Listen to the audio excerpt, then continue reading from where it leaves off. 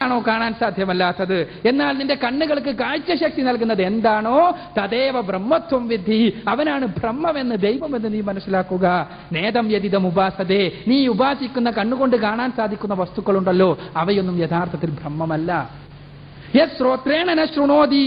ശ്രോത്രമിതം ശ്രുതം, എന്തിനെയാണോ നിനക്ക് കേൾക്കുവാൻ സാധ്യമല്ലാത്തത് അതേസമയം നിനക്ക് കേൾവി ശക്തി ആരാണോ നൽകുന്നത് തദേവ ബ്രഹ്മത്വം വിദ്ധി, അവരാണ് ബ്രഹ്മമെന്ന് നീ അറിയുക. നേദം യതിദം ഉപാസതേ, നീ ഉപാസിക്കുന്ന വസ്തുക്കളുണ്ടല്ലോ അവയൊന്നും യഥാർത്ഥത്തിൽ ബ്രഹ്മമല്ല. നിങ്ങൾ നോക്കുക, എത്ര സുന്ദരമായിട്ടാണ് യേശു പഠിപ്പിച്ചല്ലോ. ഞാൻ പറഞ്ഞു, പരിശുദ്ധ ഖുർആനും പറഞ്ഞു ലാ തുദ്രിക്കുൽ അബ്സാർ വഹുവ യുദ്രിക്കുൽ അബ്സാർ, അവരെ ദൈവത്തെ ആരും കാണുന്നില്ല, അവൻ കണ്ണുകളെ കണ്ടെത്തുന്നു, അവനെ ഒരു കണ്ണും കണ്ടെത്തുന്നില്ല. യേശു പറഞ്ഞു പിതാവിനെ ആരും ഒരു നാളും കണ്ടിട്ടില്ല.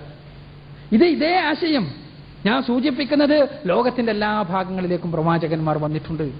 അവരെല്ലാം ഏകദൈവാരാധനയുടെ അടിസ്ഥാന സന്ദേശങ്ങളാണ് പഠിപ്പിച്ചത്. പക്ഷേ ജനം വ്യതിചലിച്ചു. ആ ഏകദൈവ ആരാധന കൊണ്ടുവന്ന പ്രവാചകന്മാരെ തന്നെ ദൈവാക്കി. അതാണ് ഈ ചരിത്രത്തിൽ നമ്മൾ കാണുന്ന ഏറ്റവും രസകരമായ ഒരു കാര്യം. നിങ്ങൾ ചിന്തിച്ചു നോക്കുക, അബ്രഹാം പ്രവാചകൻ ബൈബിളിലും ഖുർആനിലെല്ലാം അതിശക്തമായി വിഗ്രഹാരാധനക്കെതിരെ ശബ്ദിച്ച ആളാണ് ഇബ്രാഹിം നബി, അബ്രഹാം. പക്ഷേ മുഹമ്മദ് നബി വന്നപ്പോ കഅബാലയത്തിലുണ്ടായിരുന്ന വലിയ വിഗ്രഹങ്ങളിലൊന്ന് അബ്രഹാമിന്റെ വിഗ്രഹമായിരുന്നു. എന്താ മനുഷ്യന്മാരുടെ സ്ഥിതി? അതാണ്. നിങ്ങൾക്കറിയാമല്ലോ, ഈ വിഗ്രഹാരാധനക്കെതിരെല്ലാം സംസാരിച്ച ആളാണ് ശ്രീനാരായണ ഗുരു. ഞാൻ വിമർശിക്കല്ല, ശ്രീനാരായണ ഗുരു. അദ്ദേഹം ഒരു ജാതി, ഒരു മതം, ഒരു ദൈവം, മനുഷ്യന് എന്ന് പറഞ്ഞ് എത്ര കാലമായി? നമ്മളുടെ ഈ അടുത്ത കാലഘട്ടത്തിൽ ഒരു തലമുറ മുമ്പ് ജീവിച്ച ആളല്ലേ. ഇന്ന് കേരളത്തിലെ ഏറ്റവും വലിയ വിഗ്രഹങ്ങളിലൊന്ന്, കേരളത്തിൽ ജീവിക്കുന്ന ആളുകൾക്കറിയാം, കേരളത്തിലെ ഏറ്റവും വലിയ വിഗ്രഹങ്ങളിലൊന്നും ശ്രീനാരായണന്റെ വിഗ്രഹമാണ്. ശ്രീബുദ്ധൻ ദൈവത്തെക്കുറിച്ച് തന്നെ അദ്ദേഹത്തിന്റെ പിടികങ്ങളിലൊന്നും കാണാനില്ല. എന്നാൽ ലോകത്തിന് ഏറ്റവും വലിയ വിഗ്രഹാരാധനക്കെതിരെ ശക്തമായി ശബ്ദിച്ച ആളാണ് ശ്രീബുദ്ധൻ. പക്ഷേ ഇന്ന് ലോകത്തിലെ ഏറ്റവും വലിയ വിഗ്രഹങ്ങളിലൊന്ന് ശ്രീബുദ്ധന്റെ വിഗ്രഹമാണ്. ഇത് ചരിത്രത്തിലെ ഒരു സ്വാഭാവികതയാണ്. കൃത്യമായ മാർഗദർശനം ഉണ്ടായിരുന്നിട്ടില്ലെങ്കിൽ മനുഷ്യർ ബഹുദൈവാരാധനയിലേക്ക് പോവുക എന്നുള്ള ഒരു സ്വാഭാവികത. അപ്പൊ അതുകൊണ്ട് തന്നെ പ്രവാചകന്മാർ വീണ്ടും വീണ്ടും കടന്നു വന്നു. ഓരോ പ്രദേശങ്ങളിലേക്കും പ്രവാചകന്മാർ നിയോഗിക്കപ്പെട്ടു. ആ പ്രവാചകന്മാരെല്ലാം ദൈവിക മാർഗദർശനം അനുസരിച്ചുകൊണ്ട് ജനങ്ങളെ ദൈവിക മാർഗത്തിലേക്ക് ക്ഷണിച്ചു.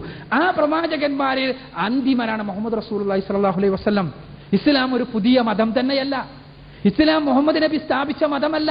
അങ്ങനെ ആർക്കെങ്കിലും തെറ്റിദ്ധാരണ ഉണ്ടെങ്കിൽ അത് മാറ്റുക. മുഹമ്മദ് നബി ഒരു മതവും സ്ഥാപിച്ചിട്ടില്ല. മുഹമ്മദ് നബി മുൻപുള്ള പ്രവാചകന്മാർ മുഴുവനും പഠിപ്പിച്ച മതം, ആ മതത്തിലേക്ക് ജനങ്ങളെ ക്ഷണിക്കുകയാണ് ചെയ്തത്. അബ്രഹാമിന്റെയും ഇസ്മായേലിന്റെയും ഇസ്ഹാക്കിന്റെയും യേശുവിന്റെയും മോശയുടെയും എല്ലാ മതം.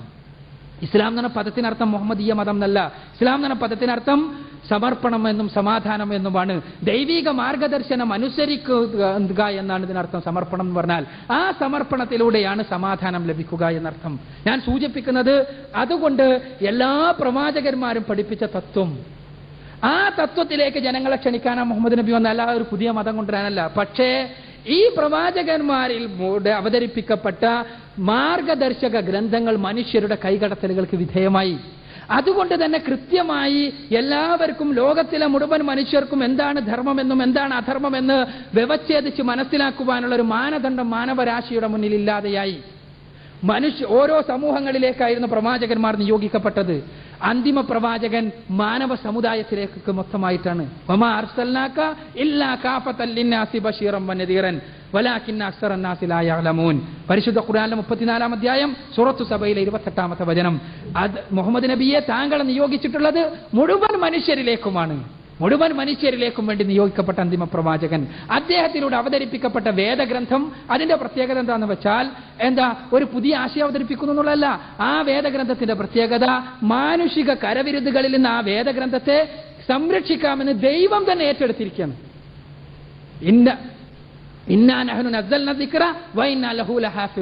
പരിശുദ്ധ ഖുർആനിലെ 15-ാം അധ്യായം സൂറത്തുൽ ഹിജ്റിലെ 9-ാമത്തെ വചനം. ഈ ഗ്രന്ഥം അവതരിപ്പിച്ചത് നാമാണ്, നാം അതിനെ കാത്തു സൂക്ഷിക്കുകയും ചെയ്യും. ഇങ്ങനെ സൂക്ഷിപ്പ് ദൈവം ഏറ്റെടുത്ത മറ്റൊരു ഗ്രന്ഥമല്ല. അതുകൊണ്ട് തന്നെ കഴിഞ്ഞ 14 നൂറ്റാണ്ടുകളായി മനുഷ്യരുടെ യാതൊരു വിധത്തിലുള്ള കരവിരുതുകൾക്കും വിധേയമാകാതെ നിലനിൽക്കുന്ന ഗ്രന്ഥമാണ് ഖുർആൻ. അപ്പൊ അതുകൊണ്ട് തന്നെ നമുക്ക് മനുഷ്യരുടെ കരവിരുതുകൾ ഇല്ലാത്തത് കൊണ്ട് ഇതിൽ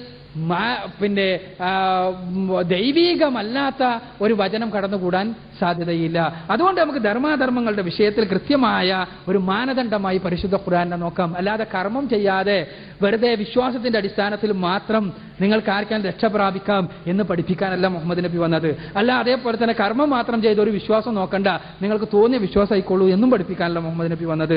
യേശു പഠിപ്പിച്ചതുപോലെ ഇത് നിങ്ങൾ വിശ്വസിക്കണം, അതോടൊപ്പം കർമ്മവും ചെയ്യണം എന്ന് പഠിപ്പിക്കാനാണ് മുഹമ്മദ് നബി വന്നത് എന്നുള്ളതാണ് സത്യം.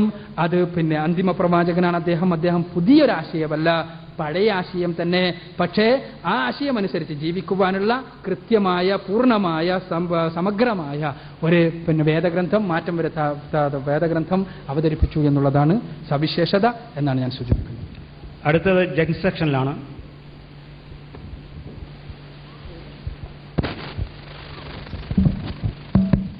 പെട്ടെന്ന് ചോദിക്കണം. I am Sajid.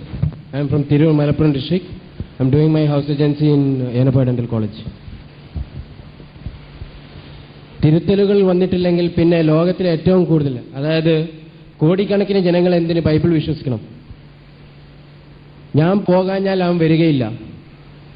അവൻ വന്നാൽ ന്യായത്തെയും ന്യായവിധിയെയും സത്യത്തെയും കുറിച്ച് നിങ്ങളെ വഴി നടത്തും. അവൻ എന്നെ മഹത്വപ്പെടുത്തും. ഈ മഹത്വപ്പെടുത്തിയത് എന്താണെന്നൊന്ന് പറയാമോ? MM അക്ബർ.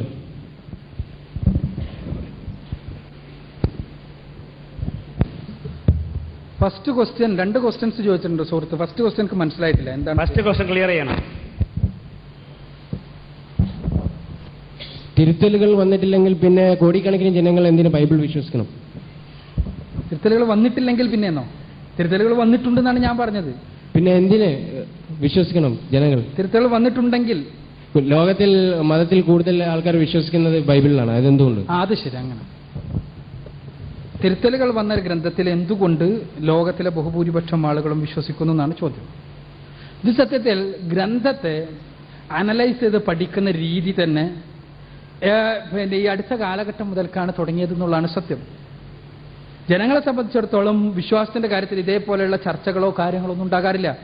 പിന്നെ എന്താണ്, പരമ്പരാഗതമായി കിട്ടിയ വിശ്വാസം അനുസരിച്ച് അങ്ങനെ ജീവിച്ചു പോകുന്നു എന്നുള്ളതാണ് പൊതുവായിട്ടുള്ള അവസ്ഥ. ഈ അവസ്ഥക്ക് മാറ്റം വരേണ്ടതുണ്ട്.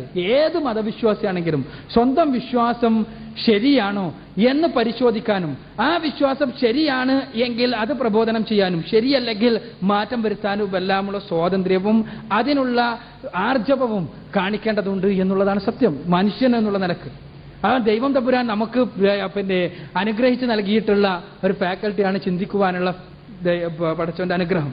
ആ ചിന്തിക്കുവാനുള്ള അനുഗ്രഹം ഉപയോഗിക്കണമെന്ന് മാത്രം.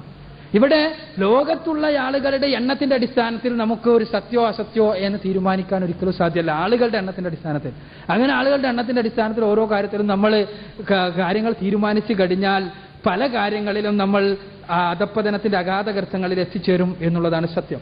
അപ്പോൾ ആളുകളുടെ എണ്ണത്തിലല്ല. എന്തുകൊണ്ട് വിശ്വസിക്കുന്നു എന്ന് ചോദിച്ചാൽ പൊതുവായ രീതി അനുസരിച്ച്, ബൈബിൾ അനുസരിച്ച് വിശ്വസിക്കുന്നു എന്ന് പറയാനും നിർവാഹമല്ല. കാരണം വളരെ തുച്ഛം ആളുകളെ ബൈബിൾ പഠിക്കുന്നുള്ളൂ. ഖുർആനെ പോലെ തന്നെ ഖുർആൻ പഠിക്കുന്നത് മുസ്ലിങ്ങളിലെ വളരെ തുച്ഛം ആളുകളുള്ളൂ എന്നതുപോലെ ബൈബിളും പഠിക്കുന്നത് വളരെ തുച്ഛം ആളുകളെയുള്ളൂ. ബാക്കിയെല്ലാം പരമ്പരാഗതമായി ഇങ്ങനെ വിശ്വസിച്ചു പോരുന്നു എന്നുള്ളതാണ്. ആ അവസ്ഥക്ക് മാറ്റം വരണം, കാര്യങ്ങൾ പഠിക്കണം എന്നാണ് സൂചന. സുഹൃത്തിന്റെ രണ്ടാമത്തെ ചോദ്യം, യേശു ക്രിസ്തു തൻ്റെ പിൻഗാമിയെ വരാനിരിക്കുന്ന പ്രവാചകനെ കുറിച്ച് പ്രവചിച്ചപ്പോൾ എന്നെ മഹത്വപ്പെടുത്തുമെന്ന് പറഞ്ഞു. അതെന്താണ്, വിശദീകരിക്കണം എന്ന്. ഇവിടെ ഞാൻ സൂചിപ്പിക്കുന്നത് യേശു യോഹന്നാന്റെ സുവിശേഷം 16-ാം അധ്യായത്തിൽ 7 മുതൽ 14 വരെയുള്ള വചനങ്ങളിലൂടെ യേശു പ്രവചിച്ച പ്രവാചകൻ മുഹമ്മദ് നബിയാണ് എന്ന് ഞാൻ ആത്മാർത്ഥമായി വിശ്വസിക്കുന്നു. അതിന്റെ അടിസ്ഥാനത്തിൽ യേശു പറഞ്ഞു, എന്നെ അവൻ മഹത്വപ്പെടുത്തും. എന്താണത്? നാം ബൈബിളും പരിശുദ്ധ ഖുർആനും കമ്പയർ ചെയ്ത് പഠിച്ചാൽ നമുക്ക് മനസ്സിലാക്കുവാൻ സാധിക്കുന്ന ഒരു യാഥാർത്ഥ്യമുണ്ട്. യേശു ക്രിസ്തുവിനെ വിമർശിക്കുവാനുള്ള ഏതെങ്കിലും പഴുതുകളുണ്ടെങ്കിൽ അത് പൂർണ്ണമായും പരിശുദ്ധ ഖുർആൻ അടച്ചു കളയുകയും പരിശുദ്ധ ഖുർആൻ യേശു ക്രിസ്തുവിനെ ഡിപ്പെൻഡ് ചെയ്തുകൊണ്ട് ഏത് രംഗത്തും നിലനിൽക്കുകയും ചെയ്യുന്നു എന്നുള്ള വസ്തുതയാണത്. നിങ്ങൾ ശ്രദ്ധിച്ചോ, മറിയത്തെക്കുറിച്ച് ബൈബിളിലെ പുതിയ നിയമത്തിലെ പുസ്തകങ്ങളിൽ വളരെ തുച്ഛമായ പരാമർശങ്ങൾ മാത്രമേ ഉള്ളൂ. ഖുർആനിലെ 19-ാമത്തെ അധ്യായം തന്നെ എന്താ, സൂറത്തു മറിയത്തെക്കുറിച്ച് സൂക്തം. ആ മറിയയുടെ വിശുദ്ധിയെക്കുറിച്ച് പരിശുദ്ധ ഖുർആൻ ആവർത്തിച്ച് പറയുന്നുണ്ട്. ഖുർആൻ ആവർത്തിച്ച് പറയുന്നുണ്ട്. ഖുർആൻ പറയാണ് വൈദകാലത്തിൽ മലായികത്തു യാ മറിയം ഇന്നല്ലാഹു അസ്തഫാകി വതഹറകി വസ്തഫാകി അലാ നിസാഇൽ ആലമീൻ. ഖുർആനിലെ 3-ാം അധ്യായം സൂറത്ത് ആൽ ഇംറാനിലെ 42-ാമത്തെ വചനം. എന്താ മാലാഖമാർ മറിയത്തോട് വന്ന് പറഞ്ഞു, എന്താണ് മറിയമേ, നിന്നെ ദൈവം തമ്പുരാൻ തെരഞ്ഞെടുത്തിരിക്കുന്നു, പിന്നെ നിന്നൊരു പ്രത്യേകമായ ഉദ്ദേശത്തിന് വേണ്ടി തെരഞ്ഞെടുത്തിരിക്കുന്നു, ലോകത്തുള്ള സ്ത്രീകളിൽ നിന്ന് പ്രത്യേകമായി നിന്നെ തെരഞ്ഞെടുത്തിരിക്കുന്നു, നിന്നെ വിശുദ്ധയാക്കുകയും ചെയ്തിരിക്കുന്നു. ഇങ്ങനെ മറിയത്തെ വിശുദ്ധപ്പെടുത്തുന്നത് മുതൽ യേശുക്രിസ്തുവിനെ കുറിച്ച് ഓരോ കാര്യങ്ങളിലും പരിശുദ്ധ ഖുർആൻ യേശുവിന്റെ വിശുദ്ധിയെക്കുറിച്ച് മഹത്വപ്പെടുത്തുന്നു എന്നുള്ളതാണ് സത്യം. യേശുവിന്റെ അത്ഭുതങ്ങളെക്കുറിച്ച് ഇവിടെ പറഞ്ഞു. പരിശുദ്ധ ഖുർആനും ബൈബിളും പറയുന്നുണ്ട്. ഖുർആനിലെ 3-ാം അധ്യായത്തിലെ 49-ാമത്തെ വചനത്തിലും അതേപോലെ തന്നെ 5-ാം അധ്യായത്തിലെ 110-ാമത്തെ വചനത്തിലുമെല്ലാം യേശു ചെയ്ത അത്ഭുതങ്ങളെക്കുറിച്ച് പറയുന്നുണ്ട്. ബൈബിളിലെ പുസ്തകങ്ങളിലും പറയുന്നുണ്ട്. പക്ഷേ ഈ അത്ഭുതങ്ങളുടെ കാര്യത്തിൽ ഒരു വ്യത്യാസമുണ്ട്. യേശു ചെയ്ത 1-ാമത്തെ അത്ഭുതം ഏതാണ് എന്ന് ചോദിച്ചാൽ ബൈബിളിന്റെ അടിസ്ഥാനത്തിൽ പറയുകയാണെങ്കിൽ എന്ത് പറയണം? യോഹന്നാന്റെ സുവിശേഷം 2-ാം അധ്യായത്തിലെ 1 മുതൽ 11 വരെയുള്ള വചനങ്ങളിൽ സൂചിപ്പിച്ചിട്ടുള്ള യേശു ക്രിസ്തു കാനായിലെ കല്യാണ വിരുന്നിൽ വെച്ച് പച്ചവെള്ളം വീഞ്ഞാക്കി മാറ്റിയ അത്ഭുതമാണ്. ഞാൻ ചിലപ്പോൾ പറയാറുണ്ട് ഈ പച്ചവെള്ളം യേശു ക്രിസ്തു മദ്യമാക്കി മാറ്റിയെന്ന്. ഉടനെ തന്നെ എൻ്റെ ക്രൈസ്തവ സഹോദരന്മാർ പറയും അങ്ങനെ ഒരിക്കലും പറയരുത്. കാരണം യേശു മദ്യമാക്കുകയല്ല ചെയ്തത്, കേവലം അവിടുത്തെ ഒരു ഫ്രൂട്ട് ജ്യൂസായ വീഞ്ഞാണ് ആക്കിയത്. എന്നാൽ ബൈബിൾ വായിച്ചാൽ നമുക്ക് മനസ്സിലാവുക ഈ വീഞ്ഞ് കുടിച്ചിട്ട് അന്ന് പിന്നെ അവിടെ കല്യാണത്തിന് വന്ന ആളുകൾക്ക് മത്തന്മാരായി എന്നാണ്. യേശു ഒരിക്കലും ഇത് ചെയ്തിട്ടില്ല കേട്ടോ. അത് മറ്റൊരു വശം. ഞാനൊരിക്കലും വിശ്വസിക്കുന്നില്ല യേശു ഇത് ചെയ്തു എന്ന്. മത്തന്മാരായി എന്നാണ് പിന്നെ ബൈബിളിൽ യോഹന്നാന്റെ സുവിശേഷത്തിലുള്ളത്. അപ്പോ ഇത് പറയാൻ എൻ്റെ സുഹൃത്തുക്കളായ ക്രൈസ്തവ സഹോദരന്മാർക്ക് തന്നെ മടിയാണ്. കാരണം എന്താ? യേശു ഒരിക്കലും ലഹരിയുണ്ടാക്കുന്ന വസ്തു അങ്ങനെ നൽകിയെന്ന് വിശ്വസിക്കാൻ അവർക്ക് തന്നെ സാധിക്കുന്നില്ല. അവരത് ന്യായീകരിക്കുവാൻ വേണ്ടി പരിശ്രമിക്കാറാണ് പതിവ്. ഇത് സത്യത്തിൽ എന്തുകൊണ്ടാണ്? യേശുവിന്റെ മഹത്വത്തിന് നിരക്കുന്നതല്ല ആ പ്രവർത്തനമെന്ന് ക്രൈസ്തവ സഹോദരന്മാർക്ക് പോലും തോന്നുന്നത് കൊണ്ടാണ്. പരിശുദ്ധ ഖുർആനിൽ അത്ഭുതം, യേശുവിന്റെ അത്ഭുതങ്ങളെ കുറിച്ചെല്ലാം പറയുമ്പോഴും കാനായിലെ കല്യാണ വിരുന്നിൽ വെച്ച് പച്ചവെള്ളം വീഞ്ഞാക്കിയ അത്ഭുതം പറയുന്നില്ല എന്ന് മാത്രമല്ല, യേശുവിന്റെ 1-ാമത്തെ അത്ഭുതം ഖുർആനിൽ പറയുന്നത് ബൈബിളിലെ ഒരു പുസ്തകത്തിലും കാണാൻ പറ്റാത്ത അത്ഭുതം. അതെന്താണ്? ഖുർആനിലെ 19-ാം അധ്യായം സൂറത്ത് മറിയമിലെ 27 മുതൽക്കുള്ള 33 വരെയുള്ള വചനങ്ങളിൽ വിവരിക്കുന്നുണ്ട്. എന്താണത്? യേശു ക്രിസ്തുവിനെ ഗർഭം ധരിച്ചു മറിയ. അങ്ങനെ മറിയ ഗർഭം ധരിച്ചതിന് ശേഷം അവർ ദൂരെ ഒരു സ്ഥലത്തേക്ക് പോയി അവിടുന്ന് പ്രസവിക്കപ്പെട്ടു. അങ്ങനെ പ്രസവിച്ച കുഞ്ഞുമായി, ചോരപ്പൈതലുമായി തന്റെ സമുദായത്തിന്റെ അടുക്കലേക്ക് വന്നു. ആ സമയത്ത് സമുദായത്തിലെ പ്രഗത്ഭരായ ആളുകൾ വന്നുകൊണ്ട് മറിയത്തോട് ചോദിക്കുക, മറിയേ, നീ എന്തൊരു പ്രവർത്തനമായി ചെയ്തത്? എന്ത് തോന്നിവാസ ചെയ്തത്? നീ അഹറോന്റെ കുടുംബത്തിൽപ്പെട്ടവളല്ലേ? അഹറോന്റെ സഹോദരിയായി അറിയപ്പെടുന്നവളല്ലേ? എന്നിട്ട് ഇത്തരം മ്ലേച്ഛമായൊരു പ്രവർത്തനം നീ ചെയ്തല്ലോ. മറിയക്കൊന്നും മറുപടി പറയാനില്ല. ഇത് അത്ഭുതകരമായി ഉണ്ടായതാണെന്ന് പറഞ്ഞാൽ ആരെങ്കിലും വിശ്വസിക്കുമോ? വിശ്വസിക്കില്ല. അതുകൊണ്ട് തന്നെ മറിയ മറുപടി പറയാനില്ലാതെ തൊട്ടിലിൽ കിടക്കുന്ന കുഞ്ഞിന്റെ നേരെ ചൂണ്ടുന്നു വിരൽ. തൊട്ടിലിൽ കിടക്കുന്ന കുഞ്ഞിന്റെ നേരെ വിരൽ ചൂണ്ടുന്നു. വിരൽ ചൂണ്ടുമ്പോൾ അവർ ചോദിക്കുന്നു, ഏയ് തൊട്ടിലിൽ കിടക്കുന്ന കുഞ്ഞിനോട് ഞങ്ങൾ എങ്ങനെ സംസാരിക്കാനാ? നീ പറഞ്ഞതാ മറുപടി എന്നവർ മറുപടി പറയുന്നു. ഈ സമയത്തതാ അത്ഭുതം സംഭവിക്കുന്നു. പരിശുദ്ധ ഖുർആൻ പറയാണ്, ഖുർആനിലെ 19-ാം അധ്യായം 30-ാമത്തെ വചനം മുതൽ, ഖാല ഇന്നി അബ്ദുല്ലാഹി ആതാനിയൽ കിതാബു വജഅൽനി നബിയ്യ വജഅൽനി മുബാറകൻ ഐനമാ കുന്തു വഔസാനി ബിസ്സലാത്തി വസ്സകാത്തി മാ ദുംതു ഹയ്യ എന്ന് തുടങ്ങുന്ന വചനങ്ങൾ ആ തൊട്ടിലിൽ കിടക്കുന്ന കുഞ്ഞി അവിടെ വെച്ച് സംസാരിക്കുവാൻ ആരംഭിക്കുന്നു. എന്താ? ദൈവം തമ്പുരാൻ എന്നെ പ്രവാചകനായി, ദൈവദൂതനായി, അവന്റെ ദാസനായി തെരഞ്ഞെടുത്തിരിക്കുന്നു. ഞാൻ എവിടെയായിരുന്നാലും എന്റെ മേൽ അനുഗ്രഹങ്ങൾ വർഷിക്കാമെന്ന് പടച്ച തമ്പുരാൻ വാഗ്ദാനം നൽകിയിരിക്കുന്നു. ഞാൻ ജനിച്ച ദിവസവും മരണപ്പെടുന്ന ദിവസവും ഉയർത്തെഴുന്നേൽക്കുന്ന ദിവസവുമെല്ലാം എന്റെ മേൽ സമാധാനമുണ്ടായിരിക്കും എന്ന് പടച്ച തമ്പുരാൻ വാഗ്ദാനം നൽകിയിരിക്കുന്നു എന്ന് തൊട്ടിലിൽ കിടക്കുന്ന കുഞ്ഞ് സംസാരിക്കുന്നതായി പരിശുദ്ധ ഖുർആൻ പറയുന്നു. നിങ്ങൾ ചിന്തിച്ചു നോക്കുക, ഏതാണ് യേശുവിനെ മഹത്വപ്പെടുത്തുന്നത്? സ്വന്തം മാതാവിന്റെ ചാരിത്രത്തിൽ സംശയിച്ച ആളുകളുടെ മുന്നിൽ തൊട്ടിലിൽ വെച്ച് എന്റെ മാതാവ് വിശുദ്ധയാണ് എന്നും ഞാൻ ദൈവത്തിന്റെ പ്രത്യേക ദാനം വഴി ദൈവത്തിന്റെ ദാസനായി പിറന്നവനാണ് എന്നും പ്രഖ്യാപിക്കുന്ന യേശുവിന്റെ ജീവിതമാണോ? അതല്ല എല്ലാവരും പറയാൻ മടിക്കുന്ന കാനായിലെ കല്യാണ വിരുന്നിൽ വെച്ച് പച്ചവെള്ളം വീഞ്ഞാക്കി മാറ്റിയെന്ന അത്ഭുതമാണോ? തീർച്ചയായും എല്ലാവരും പറയും ആദ്യം പറഞ്ഞതാണ് എന്ന്. അതാണ് യേശു ഉമ്മാനെ മഹത്വപ്പെടുത്തുന്നത്. ഇനി മാത്രമല്ല, കുരിശുമരണം മറ്റൊരു വലിയ വിഷയത്തിലേക്ക് പോകും എന്നുള്ളതുകൊണ്ട് ഞാൻ വിശദീകരിക്കുന്നില്ല. കുരിശിൽ മരിച്ചത് വഴി യേശു ക്രിസ്തു ശപിക്കപ്പെട്ടവനാണ് എന്നാണ് യഹൂദന്മാർ വിശ്വസിച്ചത്. കാരണം അവർക്ക് ആവർത്തന പുസ്തകം 21-ാം അധ്യായത്തിലെ 23-ാമത്തെ വചനപ്രകാരം മരത്തിൽ തൂക്കപ്പെട്ടവൻ ശപിക്കപ്പെട്ടവനാണ്. ആ വചനം ശരിയാക്കാൻ വേണ്ടിയാണ് അവർ യേശുവിനെ ക്രൂശീകരിക്കാൻ തീരുമാനിക്കുന്നത്, ശപിക്കപ്പെട്ടവനാകാൻ. അങ്ങനെ യഹൂദന്മാർ വിചാരിച്ചു, ഇതാ യേശു ശപിക്കപ്പെട്ടവനായി, ഇസ്രായേലിന്റെ രക്ഷകനായി കടന്നു വന്നവൻ ഇതാ മരത്തിൽ തൂക്കപ്പെട്ട് ശപിക്കപ്പെട്ടവനായിരിക്കുന്നു. ക്രൈസ്തവ സഹോദരന്മാരും അങ്ങനെ വിശ്വസിച്ചു. ഗലാത്യർക്ക് എഴുതിയ ലേഖനം 3-ാം അധ്യായത്തിലെ 10 മുതൽ 13 വരെയുള്ള വചനങ്ങളിൽ വിശുദ്ധ പൗലോസ് പോലും എഴുതി, നമുക്ക് വേണ്ടി യേശു സ്വയം ശാപമായി തീർന്നു. യേശു സ്വയം ശാപമായി തീർന്നു നമുക്ക് വേണ്ടി എന്ന് പറയുന്നുണ്ടെങ്കിലും എന്താ, കുരിശിൽ തറക്കപ്പെടുക വഴി ശപിക്കപ്പെട്ടവനായി യേശു ക്രിസ്തു നമ്മുടെ പാപങ്ങൾക്ക് വേണ്ടിയാണ് എന്നാണ് വിശുദ്ധ പൗലോസിന്റെ വിശദീകരണം. പക്ഷേ ഇങ്ങനെ കുരിശിൽ തറക്കപ്പെട്ടു യേശു ക്രിസ്തു എന്ന വിശ്വാസം നിലനിന്നിരുന്ന സമയത്ത്, അങ്ങനെ ശപിക്കപ്പെട്ടവനായി എന്ന് യേശുവിന്റെ അനുയായികളും വിരോധികളും വിചാരിച്ചിരുന്ന സമയത്ത് ആണ് പരിശുദ്ധ ഖുർആൻ അവതരിപ്പിക്കപ്പെടുന്നത്. ഖുർആനിലെ 4-ാം അധ്യായം സൂറത്തുൻ നിസായിലെ 157, 158 വചനങ്ങളിലൂടെ പറഞ്ഞു, വമാ ഖതലുഹു വമാ സലബുഹു വലാകിൻ ശുബ്ബിഹ ലഹും ഇല്ലാ, എന്റെ ദാസനെ അവർക്ക് ക്രൂശിക്കാൻ കഴിഞ്ഞിട്ടില്ല, അവനെ ശപിക്കപ്പെട്ടവനാക്കുവാൻ സാധിച്ചിട്ടില്ല.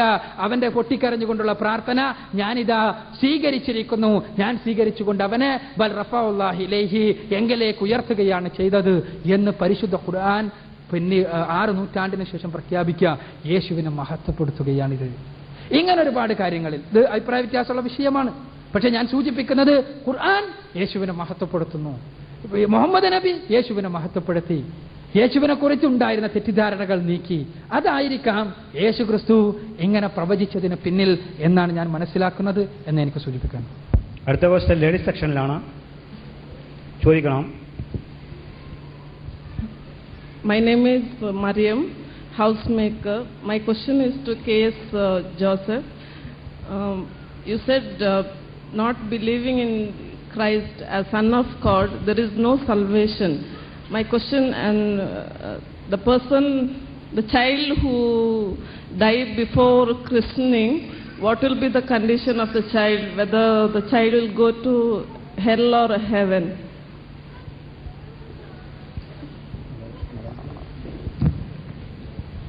മലയാളത്തിൽ ഉത്തരം പറയുന്നതായിരിക്കും.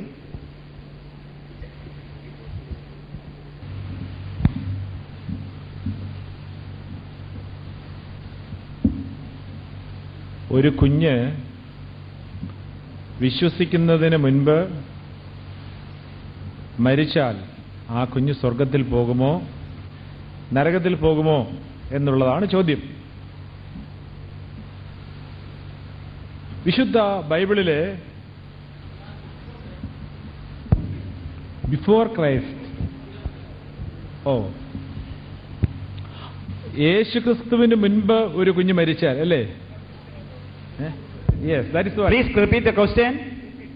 Before christening means before baptism, child baptism. That is what I mean. Yes.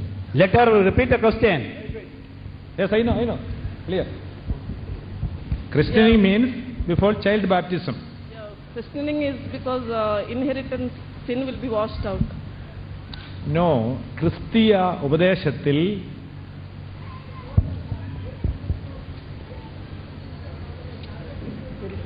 അതെ, ചോദ്യകർത്താവ് തന്നെ ചോദിക്കട്ടെ, അതിൻ്റെ ഇടക്കാരും ഇടപെടരുത്.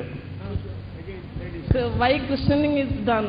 Because its inheritance sin is washed out. The child who is not christened. Christian means baptism ചെയ്യുന്നതിന് മുൻപ് കുഞ്ഞ് മരിച്ചാൽ എന്താണ്? സിസ്റ്റർ, എനിക്ക് ക്വസ്റ്റ്യൻ മനസ്സിലായി. പ്ലീസ് ഞാൻ പറയാം. Correct. ബാപ്റ്റിസം സാധാരണയായി ക്രൈസ്തവരുടെ ഇടയിൽ നടക്കുന്ന ഒരു ആചാരമാണ്. ഒരു കുഞ്ഞ് ജനിച്ചാൽ ഏതാനും ദിവസങ്ങൾക്കുള്ളിൽ ആ കുഞ്ഞിനെ, ആഴ്ചകൾക്കുള്ളിലോ മാസങ്ങൾക്കുള്ളിലോ കുഞ്ഞിനെ പള്ളിയിൽ കൊണ്ടുവന്ന് അതിനെ ബാപ്റ്റിസം ചെയ്ത് അവനെ ക്രിസ്തീയ സഭയിലേക്ക് ചേർക്കുക എന്ന് ക്രൈസ്തവരുടെ ഇടയിൽ ഒരു പതിവുണ്ട്. അത് ചെയ്യുന്നതിന് മുൻപ് കുഞ്ഞ് മരിച്ചാൽ ആ കുഞ്ഞ് സ്വർഗത്തിൽ പോകുമോ എന്നാണ് സിസ്റ്റർ ചോദിച്ചത്. അതിന് വ്യക്തമായ മറുപടി, ഒരു കുഞ്ഞിനെ ആ കുഞ്ഞ് ജനിച്ചു കഴിഞ്ഞ് എത്ര ദിവസമായി കഴിഞ്ഞാലും സഭയിൽ കൊണ്ടുവന്ന് അതിനെ ക്രിസ്ത്യാനിയാക്കുവാൻ വിശുദ്ധ ബൈബിളിൽ ഒരു പ്രമാണവുമില്ല. ഏതെങ്കിലും ചടങ്ങ് കൊണ്ടോ ഏതെങ്കിലും കർമ്മങ്ങൾ കൊണ്ടോ ഒരു വ്യക്തിയെ ക്രിസ്ത്യാനിയാക്കുവാൻ സാധ്യമല്ല. ചടങ്ങുകൾ കൊണ്ട് ഒരു വ്യക്തി ക്രിസ്ത്യാനിയാകുന്നില്ല. പിന്നെ എങ്ങനെ ക്രിസ്ത്യാനിയാകുന്നു? ഒരു വ്യക്തി ക്രിസ്ത്യാനിയാകുന്നത് അവൻ അറിവ് ലഭിച്ച്, അവന് ജ്ഞാനം ലഭിച്ച്, ഞാൻ പാപിയാണ് എന്ന് വിശ്വസിച്ച്, അതേത് മതക്കാരനും ഏത് ജാതിക്കാരനും ആകട്ടെ, അവൻ പാപിയാണ് എന്ന് വിശ്വസിച്ച് യേശുക്രിസ്തുവിനെ സ്വീകരിക്കുമ്പോൾ, യേശുക്രിസ്തുവിന്റെ പാപത്തിനു വേണ്ടിയാണ് മരിച്ചത്, എനിക്ക് വേണ്ടി അവിടുന്ന് ഉയർത്തെഴുന്നേറ്റ് ജീവിക്കുന്നു എന്ന് വിശ്വസിക്കുമ്പോൾ അവന്റെ ഹൃദയത്തിൽ ദൈവത്തിന്റെ പ്രവർത്തനമുണ്ടാകുന്നു. അവന്റെ ഹൃദയം രൂപാന്തരപ്പെടുന്നു, ഹൃദയം ജീവിപ്പിക്കപ്പെടുന്നു. അങ്ങനെയാണ് ഒരു വ്യക്തി ക്രിസ്ത്യാനിയാകുന്നത്. അതാണ് അതിന്റെ സഹോദരി ഒരു തെറ്റിദ്ധാരണ മൂലമാണ് ആ ചോദ്യം ഉന്നയിച്ചത്. കാരണം ഏതെങ്കിലും ഒരു കർമ്മം മൂലം ക്രിസ്ത്യാനിയായി തീരുമോ? അങ്ങനെ കർമ്മം മൂലം ക്രിസ്ത്യാനിയായി തീരുന്നതിന് മുൻപ് ഒരു കുഞ്ഞ് മരിച്ചാൽ എവിടെ പോകും? അപ്പോൾ കുഞ്ഞെന്നല്ല, ഏതൊരു വ്യക്തിയും യേശുക്രിസ്തുവിൽ വിശ്വസിച്ച് തന്റെ ജീവിതത്തിന് രൂപാന്തരം ഉണ്ടാകുന്നതിന് മുൻപ് 90 വയസ്സുള്ള വ്യക്തിയായിരുന്നാലും മരിച്ചാൽ അവൻ നിത്യ ന്യായവിധിയിൽ മാത്രമേ പോകുകയുള്ളൂ. കർമ്മങ്ങൾ കൊണ്ടൊരുവൻ ക്രിസ്ത്യാനിയാകുന്നില്ല. പിന്നെയോ അവൻ ജീവിതത്തെ ദൈവഹിതത്തിനായി സമർപ്പിക്കുമ്പോഴാണ് ഒരു ക്രിസ്ത്യാനിയാകുന്നത്. Thank you. അടുത്ത ക്വസ്റ്റ്യൻ ജെൻസ് സെക്ഷനിലാണ്. പെട്ടെന്ന് ചോദിക്കണം, സമയപരിധി വളരെ കുറവാണ്. ക്യാമറക്കാർ ഫോക്കസ് ചെയ്യണം, ചോദ്യകർത്താവിനെ ഫോക്കസ് ചെയ്യണം. ಹಲೋ, ಪ್ರಶ್ನೆ KS ಜೋಸೆಫ್ ಇವರೊಂದಿಗೆ. ಪ್ರಶ್ನಿಸುವವರು BH Abubakar Bajpe businessman. ಪ್ರಶ್ನೆ, ಕ್ರಿಸ್ತ ಜಯಂತಿ ಡಿಸೆಂಬರ್ 25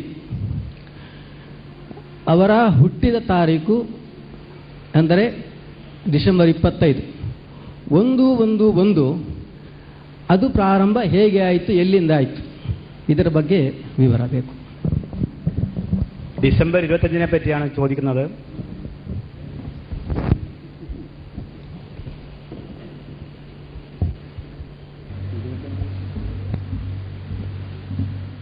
ಇದುವರೆಗೆ ನಾವು ಮಾತಾಡಿದ ಸಂವಾದಕ್ಕೆ ಸಂಬಂಧಪಟ್ಟದೇ ಅಲ್ಲ ಈ ಪ್ರಶ್ನೆ. ಆದರೂ ನೀವು ಕೇಳಿದ್ದೀರಿ, ನಾವು ಅದನ್ನು ಉತ್ತರಿಸಲು ಪ್ರಯತ್ನಿಸುತ್ತೇವೆ. ಡಿಸೆಂಬರ್ 25ನೇ ತಾರೀಖಲ್ಲಿ ಯೇಸು ಸ್ವಾಮಿಯವರು ಈ ಲೋಕದಲ್ಲಿ ಜನಿಸಿದರೆಂಬುದಕ್ಕೆ ಯಾವ ಪ್ರೂಫ್ ಕೂಡ ಇಲ್ಲ. ಆದರೂ ಜನರು ವಾಡಿಕೆಯಾಗಿ ಡಿಸೆಂಬರ್ 25ಕ್ಕೆ ಅವರು ಜನಿಸಿದ್ದಾರೆ ಅಂತ ನಂಬಿ ಕ್ರಿಸ್ಮಸ್ ಕೊಂಡಾಡುತ್ತಾರೆ. ನಿಜವಾಗಿ ಕ್ರೈಸ್ತ ಧರ್ಮ ಮತ್ತು ಸತ್ಯವೇದವನ್ನು ತಿಳಿದವರು ಇದನ್ನು ಬಹಳ ಸೀರಿಯಸ್ ಆಗಿ ತಕ್ಕೊಳ್ಳುವುದಿಲ್ಲ. ಆದರೂ 2000 ವರ್ಷಗಳ ಮುಂಚೆ ಯೇಸು ಕ್ರಿಸ್ತನು ಈ ಲೋಕದಲ್ಲಿ ಜನಿಸಿದನು, ಜೀವಿಸಿದನು, ಶಿಲುಬೆಯಲ್ಲಿ ಸತ್ತನೆಂಬುದು ಚಾರಿತ್ರಿಕವಾದ ಒಂದು ಸತ್ಯವಾಗಿದೆ. ಚರಿತ್ರೆಯಲ್ಲಿ ಇದಕ್ಕೆ ಬೇಕಾದಷ್ಟು ಪ್ರೂಫ್ ಇದೆ. ಆದುದರಿಂದ ಈ 2000 ವರ್ಷ ಕ್ರಿಸ್ತ ಶಕವಾಗಿ, ಕ್ರಿಸ್ತ ಜಯಂತಿಯಾಗಿ ಆಚರಿಸ್ತಾರೆ. ಆಚರಿಸುವವರ ಬಗ್ಗೆ ನಮಗೇನು ಆಕ್ಷೇಪವಿಲ್ಲ. ಇದು ಆಚರಿಸುವುದರಿಂದ ಯೇಸು ಕ್ರಿಸ್ತನ ಸಂದೇಶ ಇನ್ನೊಂದು ಆವರ್ತಿ ಅವರ ಮನಸ್ಸಿಗೆ ನೆನಪಿಗೆ ಬಂದರೆ, ಈ ಲೋಕವು ಯೇಸು ಸ್ವಾಮಿ ಕಲ್ವಾರಿ ಶಿಲುಬೆಯಲ್ಲಿ ಮಾಡಿದ್ದ ಆ ದೊಡ್ಡ ತ್ಯಾಗವನ್ನು ನೆನಪು ಮಾಡಿದರೆ ಅದು ನಿಜವಾಗಿ ಎಲ್ಲರಿಗೂ ಪ್ರಯೋಜನ ಆಗ್ತದೆ ಎಂದು ನಂಬುತ್ತೇನೆ. അടുത്ത ക്വസ്റ്റ്യൻ ലേഡീസ് സെക്ഷനിലാണ്. കഴിയുന്ന മലയാളത്തിൽ തന്നെ ക്വസ്റ്റ്യൻ ചോദിക്കുകയും ഉത്തരം ചെയ്യപ്പെടുകയും ചെയ്യണമെന്ന് അഭ്യർത്ഥിക്കുകയാണ്. No more questions from the ladies' side.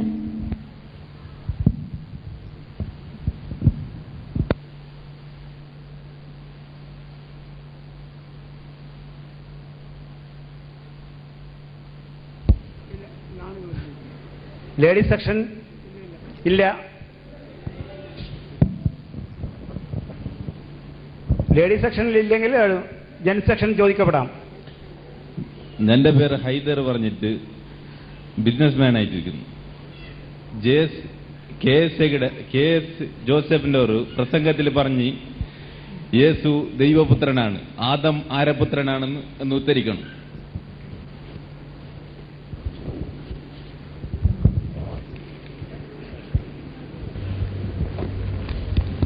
Thank you brother.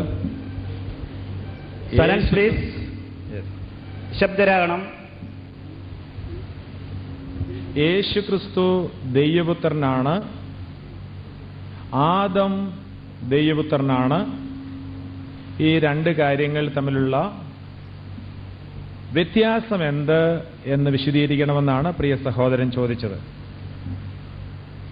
ദൈവപുത്രൻ എന്നുള്ള പദം എൻ്റെ പ്രിയ സഹോദരൻ അക്ബർ പറഞ്ഞതുപോലെ ഉൽപ്പത്തി പുസ്തകം 6-ാം അധ്യായത്തിൽ ദൈവത്തിന്റെ പുത്രന്മാർ മനുഷ്യപുത്രിമാർ, ഇയ്യോബിന്റെ പുസ്തകം 1-ാം അധ്യായത്തിൽ ദൈവത്തിന്റെ പുത്രന്മാർ, പുതിയ നിയമത്തിൽ അനേക ഭാഗങ്ങളിൽ ദൈവപുത്രന്മാർ എന്ന് ഉള്ള വിഭാഗങ്ങളുണ്ട്, പദങ്ങളുണ്ട് എന്ന് അദ്ദേഹം പറയുകയുണ്ടായി. എന്നാൽ മറ്റ് വേദപുസ്തകത്തിലുള്ള മറ്റെല്ലാ ഭാഗങ്ങളിലും ഉള്ള ദൈവപുത്രന്മാർ എന്നുള്ള പദങ്ങളിൽ നിന്നും, അഥവാ ആദാം ദൈവത്തിന്റെ പുത്രൻ, ദൈവത്തിന്റെ സൃഷ്ടികളിൽ ഒന്നാമൻ, മണ്ണുകൊണ്ട് മെനഞ്ഞ് ദൈവം സൃഷ്ടിച്ച ആദാം എന്നുള്ള ദൈവത്തിന്റെ പുത്രൻ എന്ന് നാം പുതിയ നിയമത്തിൽ കാണുന്നത് പോലെ ആ ഒരു വിഷയമുണ്ടെങ്കിലും യോഹന്നാന്റെ സുവിശേഷം 3:16 ഇങ്ങനെ എഴുതിയിരിക്കുന്നു: ദൈവം തന്റെ ഏകജാതനായ പുത്രനിൽ വിശ്വസിക്കുന്ന ഏവനും നശിച്ചു പോകാതെ നിത്യജീവൻ പ്രാപിക്കേണ്ടതിന് ദൈവം അവനെ നൽകുവാൻ തക്കവണ്ണം ലോകത്തെ സ്നേഹിച്ചു. only begotten son. ആദാം ദൈവത്തിന്റെ പുത്രനാണ്. ഇയ്യോബിന്റെ കാലത്തുണ്ടായ ദൂതന്മാർ ദൈവപുത്രന്മാരാണ്. ഇസ്രായേൽ ദൈവത്തിന്റെ പുത്രനാണ്. ഇതെല്ലാം ശരിയായിരിക്കുമ്പോൾ യേശു ക്രിസ്തു only begotten son എന്ന് പറഞ്ഞിരിക്കുന്നു. തന്റെ ഏകജാതനായ പുത്രൻ. അത് ഞാനും നിങ്ങളും ഗ്രഹിക്കുന്നത് പോലെ സ്ത്രീ പുരുഷ ബന്ധത്തിൽ നിന്ന് ഒരു വ്യക്തിക്കുണ്ടാകുന്ന പുത്രൻ എന്നുള്ളതാണ് നമ്മുടെ തലയിൽ ഈ പുത്രൻ എന്ന് കേൾക്കുമ്പോൾ ആദ്യം ഉണ്ടാകുന്നത്. എന്നാൽ ദൈവപുത്രൻ എന്ന് യേശു ക്രിസ്തുവിനെ കുറിച്ച് പറയുന്നത് ഒരു സ്ഥാനവും ഒരു നാമവും ഒരു പദവിയുമാണ്. അവൻ ജനിച്ചതുകൊണ്ട് ദൈവപുത്രനായതല്ല, അവൻ സൃഷ്ടിയല്ല, അവൻ നിത്യനായ ദൈവത്തിന്റെ പുത്രനാണ്. സൃഷ്ടിക്കപ്പെടാത്ത സ്വയംഭൂവായ ദൈവത്തിന്റെ പുത്രനാണ്. അതുല്യനായ ദൈവത്തിന്റെ ഏകജാതനായ പുത്രനാണ്. യേശു ക്രിസ്തു ദൈവമാണ് എന്ന് വളരെ വ്യക്തമായി തിരുവചനത്തിന്റെ എല്ലാ ഭാഗങ്ങളിലും, ബൈബിളിന്റെ എല്ലാ ഭാഗങ്ങളിലും കാണാം.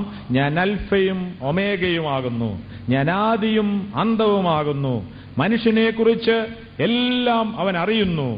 ഞാൻ എല്ലായിടത്തും എല്ലാ മനുഷ്യന്റെയും മധ്യത്തിൽ 2-3 പേര് എന്റെ നാമത്തിൽ കൂടി വരുന്നിടത്തൊക്കെയും ഞാൻ അവരുടെ ഉണ്ട്. ഞാൻ സർവ്വവ്യാപിയാണ്.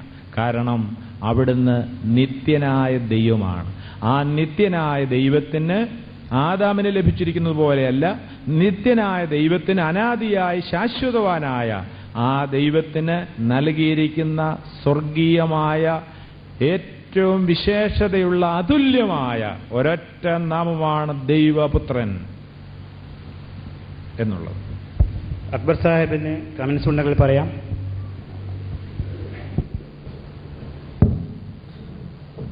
ഇവിടെ ദൈവപുത്രൻ എന്നതിന് പകരമായി യോഹന്നാന്റെ സുവിശേഷം 3-ാം അധ്യായത്തിലെ 16-ാമത്തെ വചനത്തിൽ തന്റെ ഏകജാതനായ പുത്രൻ, ഓൺലി ബിഗോട്ടൻ സൺ എന്ന് പ്രയോഗിച്ചിട്ടുണ്ട് എന്ന് സുഹൃത്തിന്റെ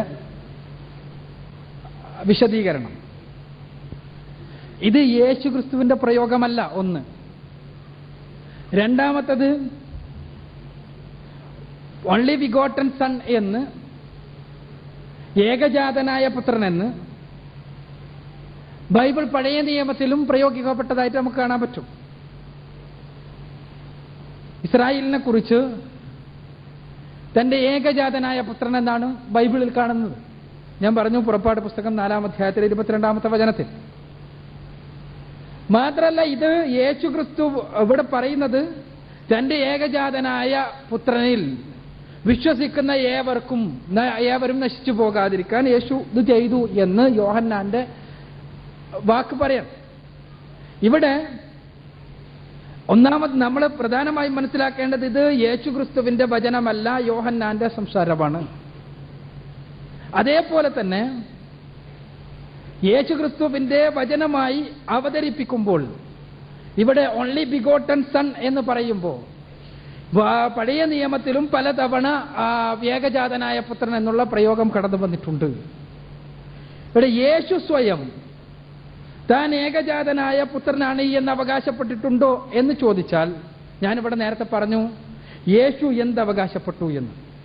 ഈ അവകാശവാദത്തിന്റെ അടിസ്ഥാനത്തിൽ തന്റെ ശിഷ്യന്മാർ എന്ത് മനസ്സിലാക്കിയെന്ന്.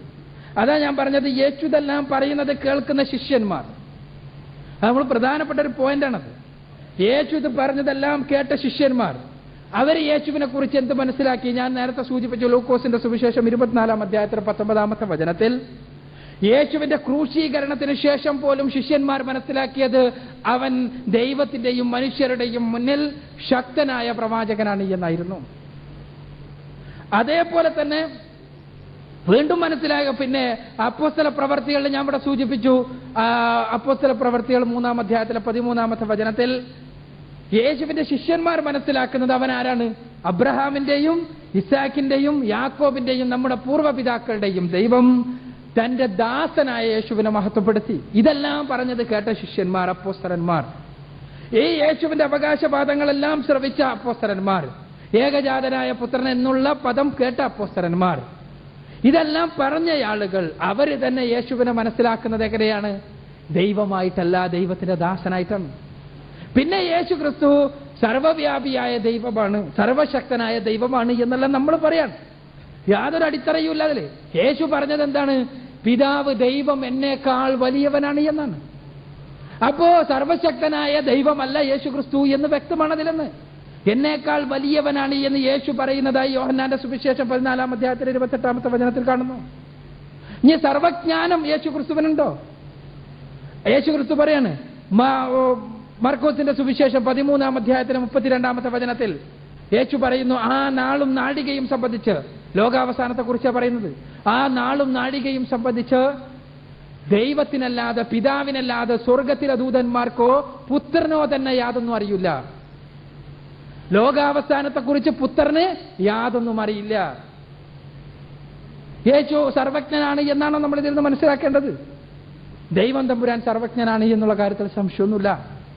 ദൈവം സർവശക്തനാണ് എന്നുള്ള കാര്യത്തിൽ സംശയമൊന്നുമില്ല. ഇനി യേശു ചെയ്ത അത്ഭുതങ്ങളെ കുറിച്ച്, യേശു ചെയ്ത അത്ഭുതങ്ങൾ മുന്നോട്ട് ചെയ്തപ്പോ മുഴുവൻ യേശു പറഞ്ഞതെന്താ? യോഹന്നാന്റെ സുവിശേഷം 5-ാം അധ്യായത്തിലെ 19-ാമത്തെ വചനത്തിൽ നമുക്ക് കാണാം. ഇതെല്ലാം ചെയ്യുന്നത് പിതാവ് ചെയ്ത് കാണിക്കുന്നത് കൊണ്ടാണ്. പിതാവ് ചെയ്ത് കാണിക്കാതെ പുത്രനെ സ്വന്തമായി ഒന്നും ചെയ്യാൻ കഴിയില്ല. പിതാവ് ചെയ്യുന്നതല്ലാതെ പുത്രനെ സ്വയം ഒന്നും ചെയ്യാൻ കഴിയില്ല. വീണ്ടും പറയുന്നു യോഹന്നാന്റെ സുവിശേഷം 5-ാം അധ്യായത്തിലെ 30-ാമത്തെ വചനത്തിൽ. അപ്പോ ദൈവം തമ്പുരാൻ ചെയ്ത് കാണിക്കുന്നത് ഖുർആനിലും പറയുന്നുണ്ട്. ഖുർആനിൽ യേശുവിന്റെ അത്ഭുതങ്ങളെ കുറിച്ച് പറയുമ്പോൾ മുഴുവനും യേശു പറയാണ് ബിഇദ്നില്ല, ദൈവത്തിന്റെ അള്ളാഹുവിന്റെ അനുമതിയോടുകൂടി ഞാൻ മരിച്ചവരെ ഉയർത്തെഴുന്നേൽപ്പിക്കും. ബിഇദ്നില്ല, അള്ളാഹുവിന്റെ അനുമതിയോടുകൂടി ഞാൻ അന്ധന്മാരെ സുഖപ്പെടുത്തും. ബിഇദ്നില്ല, അള്ളാഹുവിന്റെ അനുമതിയോടുകൂടി. യേശു പറയുന്നത് യോഹന്നാന്റെ സുവിശേഷത്തിലും പറയുന്നത് തന്നെ. അപ്പൊ യേശു ഒരിക്കലും സർവശക്തനായ ദൈവം അവകാശപ്പെട്ടിട്ടില്ല.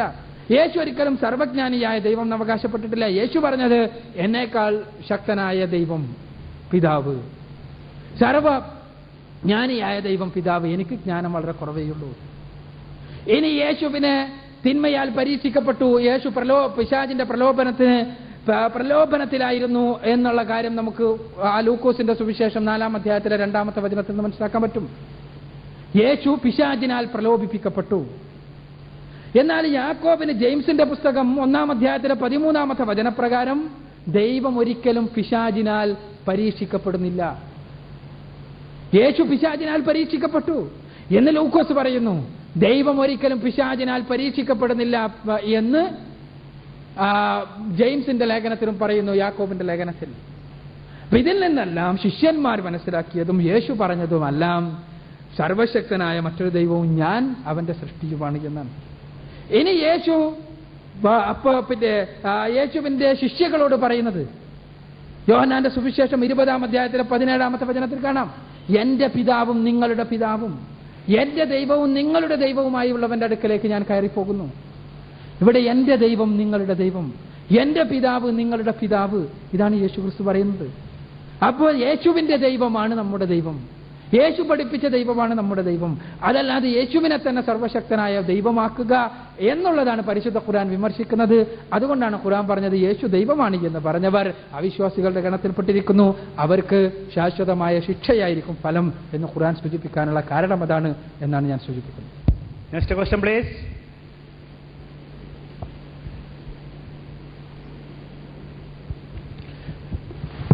എല്ലാവർക്കും അനുഭവം കൊടുക്കണം, റിപ്പീറ്റ് ചെയ്യാൻ പാടില്ല. My name is Rajit and I'm a marine engineer. My question is to Mr. Akbar.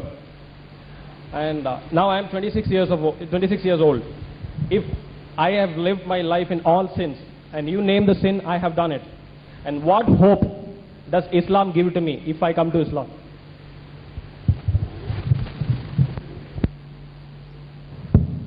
Let me answer in Malayalam. സുഹൃത്തിൻ്റെ ചോദ്യം, സുഹൃത്ത് ഒരുപാട് തെറ്റുകൾ ചെയ്യുന്നു, പാപങ്ങൾ ചെയ്യുന്നു. ഇസ്ലാമിലേക്ക് സുഹൃത്ത് കടന്നു വരികയാണെങ്കിൽ ഇസ്ലാം എന്താണ് സുഹൃത്തിൻ്റെ രക്ഷയെക്കുറിച്ച് പറയുന്നത്? ഖുർആൻ വളരെ വ്യക്തമായി സൂചിപ്പിക്കുന്ന കാര്യമാണ്. ഖുർആനിലെ 39-ാം അധ്യായം സൂറത്ത് സുമറിലെ 53-ാമത്തെ വചനത്തിൽ പരിശുദ്ധ ഖുർആൻ പറയാണ്, ഖുൽ യാ ഇബാദിയല്ലദീന അസ്റഫു അലാ അൻഫുസിഹിം, എന്റെ തെറ്റുകൾ ചെയ്തുകൊണ്ട് പാപങ്ങൾ ചെയ്തുകൊണ്ട് മലീമസമായ സ്വന്തം ആത്മാവിനോട് അതിക്രമം ചെയ്തു പോയ എന്റെ ദാസന്മാരോട് പറയുക. എന്താണ് പറയേണ്ടത്? ദൈവം തമ്പുരാന്റെ കാരുണ്യം നിങ്ങൾക്കുണ്ട് എന്നുള്ള സന്തോഷ വാർത്ത അറിയിക്കുക. ദൈവം തമ്പുരാൻ കരുണാവാരിധിയാണ് എന്നുള്ള സന്തോഷ വാർത്ത. നിങ്ങൾ ഒരിക്കലും ദൈവത്തിന്റെ കാരുണ്യത്തിൽ നിരാശപ്പെടേണ്ടതില്ല. ലാ തഖ്നതു അലാ റഹ്മത്തില്ലാ, അള്ളാഹുവിന്റെ കാരുണ്യത്തെ തൊട്ട്, ലാ തഖ്നതു മിൻ റഹ്മത്തില്ലാ, അള്ളാഹുവിന്റെ കാരുണ്യത്തെ തൊട്ട് നിങ്ങൾ നിരാശരാകേണ്ടതില്ല. അള്ളാഹു സുബ്ഹാനഹു വ തആല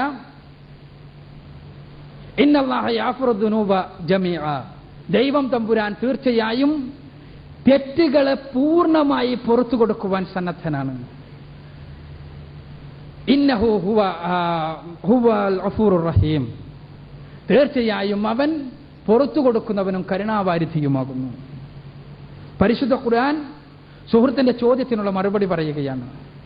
എത്ര തന്നെ പാപം ചെയ്തിട്ടുള്ളവനാണെങ്കിലും, എത്ര തന്നെ തെറ്റ് ചെയ്തിട്ടുള്ളവനാണെങ്കിലും ആ തെറ്റിൽ പശ്ചാത്തപിച്ചു മടങ്ങിയാൽ, പടച്ച തമ്പുരാന്റെ മുന്നിൽ ചെയ്തു പോയ തെറ്റിൽ പൂർണ്ണമായി പശ്ചാത്തപിച്ചു മടങ്ങുകയും പിന്നീട് ദൈവീകമായ മാർഗദർശനം അനുസരിച്ച് ജീവിക്കാമെന്ന് പ്രതിജ്ഞ ചെയ്യുകയും ചെയ്താൽ പാപങ്ങൾ മുഴുവനും പുറത്തു കൊടുക്കുവാൻ കരുണാവാരിധിയായ പടച്ച തമ്പുരാൻ സന്നദ്ധനാണ് എന്നുള്ള സന്തോഷ വാർത്തയാണ് പടച്ച തമ്പുരാൻ പരിശുദ്ധ ഖുർആനിലൂടെ തെറ്റുകൾ ചെയ്ത പാപങ്ങളാൽ മലീമസമായ മനുഷ്യരോട് പറയുന്നത്.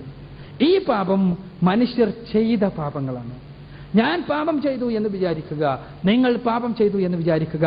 പാപത്തിന്റെ പരിഹാരം ഇസ്ലാമിൽ, പാപത്തിനുള്ള പരിഹാരം ബലിയല്ല. ഇസ്ലാമിൽ പാപത്തിനുള്ള പരിഹാരം പശ്ചാത്താപമാണ്, സ്വന്തം ഹൃദയത്തിന്റെ ബലി. അഥവാ ഹൃദയത്തിനകത്ത് ഞാൻ തെറ്റ് ചെയ്തു പോയതിൽ പൂർണ്ണമായി ഉൾക്കൊള്ളുകയും ആ തെറ്റ് ഇനിയൊരിക്കലും ചെയ്യുകയില്ല എന്ന് പടച്ച തമ്പുരാന്റെ മുന്നിൽ ഹൃദയമൊരുകിക്കൊണ്ട് പ്രാർത്ഥിക്കുകയും ചെയ്യുക. അതോടൊപ്പം തന്നെ വെറും പ്രാർത്ഥന കൊണ്ട് മാത്രം കാര്യമില്ല. തെറ്റ് വേറൊരു വ്യക്തിയോടാണ് ചെയ്തതെങ്കിൽ അയാളോടുകൂടി ക്ഷമയാചിക്കേണ്ടതുണ്ട് എന്നാണ് ഇസ്ലാം പഠിപ്പിക്കുന്നത്.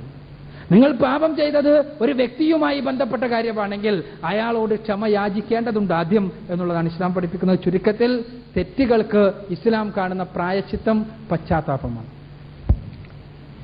സുഹൃത്ത് ഇരിക്കണം. അടുത്ത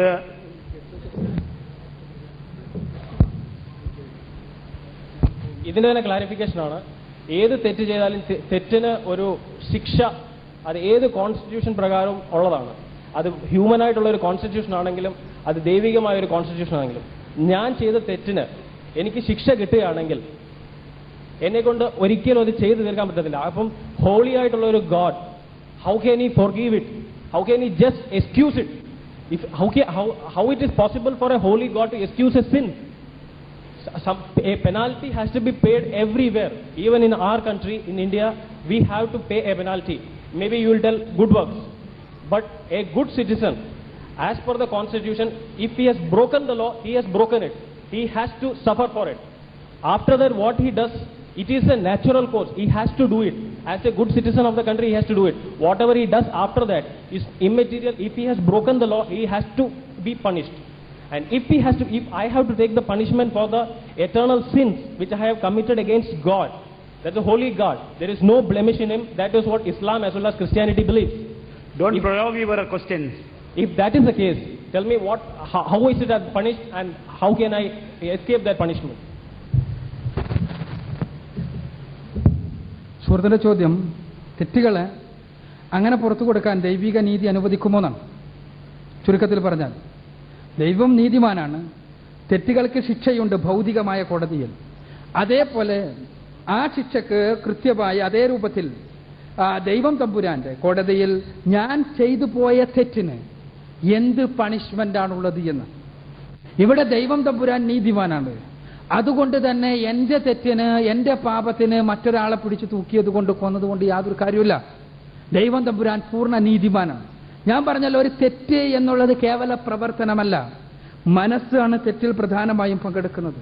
പടച്ച തമ്പുരാന് ഏതെങ്കിലും നാം ചെയ്യുന്ന തെറ്റുകൾക്ക് പൂർണ്ണമായി പ്രതിഫലം നൽകുകയാണെങ്കിൽ, ഓരോ കാര്യങ്ങൾക്കും പൂർണ്ണമായി പ്രതിഫലം നൽകുകയാണെങ്കിൽ ഒരിക്കലും തന്നെ ആ പ്രതിഫലം പിന്നെ ഒരു മനുഷ്യനും സ്വർഗരാജ്യത്തിലേക്ക് അടുക്കാൻ പറ്റില്ല. അതുകൊണ്ടാണ് പറഞ്ഞത്, ഒരു മനുഷ്യൻ തെറ്റ് ചെയ്തു പോയാൽ, ഒരു അബദ്ധം പറ്റി, ഒരു പാപം ചെയ്തു, ആ പാപം ചെയ്തു പോയാൽ അത് ബോധ്യപ്പെട്ട് കഴിഞ്ഞാൽ അവൻ പശ്ചാത്തപിക്കുകയാണ്. അത് അവൻ പശ്ചാത്തപിച്ചു കഴിഞ്ഞാൽ പടച്ച തമ്പുരാൻ പുറത്തു കൊടുക്കാമെന്നുള്ളത് ദൈവത്തിന്റെ വാഗ്ദാനമാണ്. ദൈവത്തിന്റെ വാഗ്ദാനമാണത്.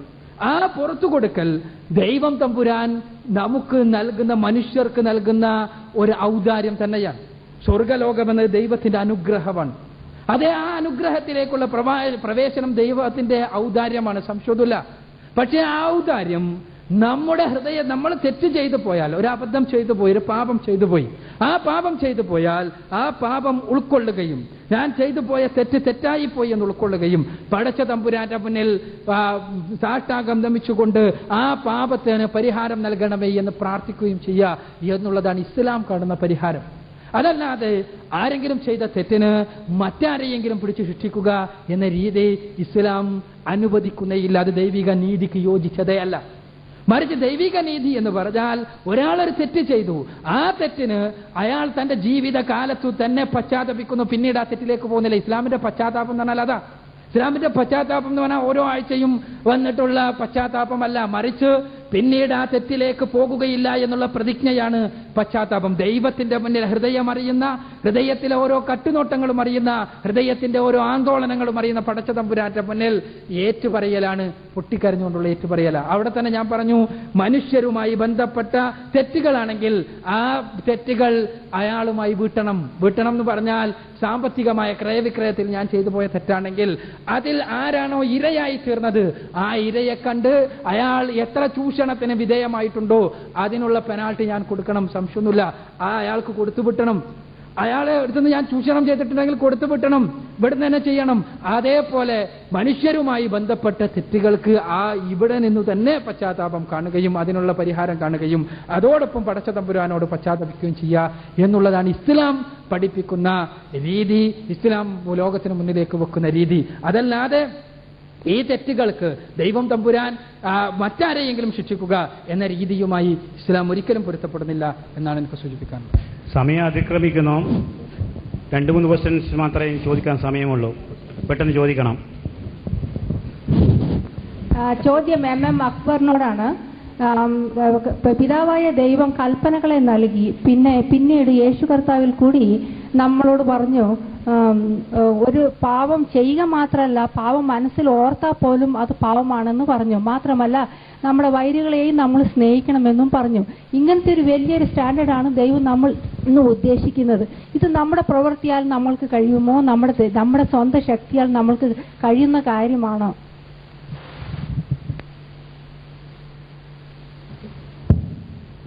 സഹോദരി പറഞ്ഞത് യേശു പറഞ്ഞു, എന്താ പിന്നെ പാപം ചെയ്യാതിരിക്കാൻ മാത്രമല്ല മനസ്സിലോർക്കാൻ പോലും പാടില്ല.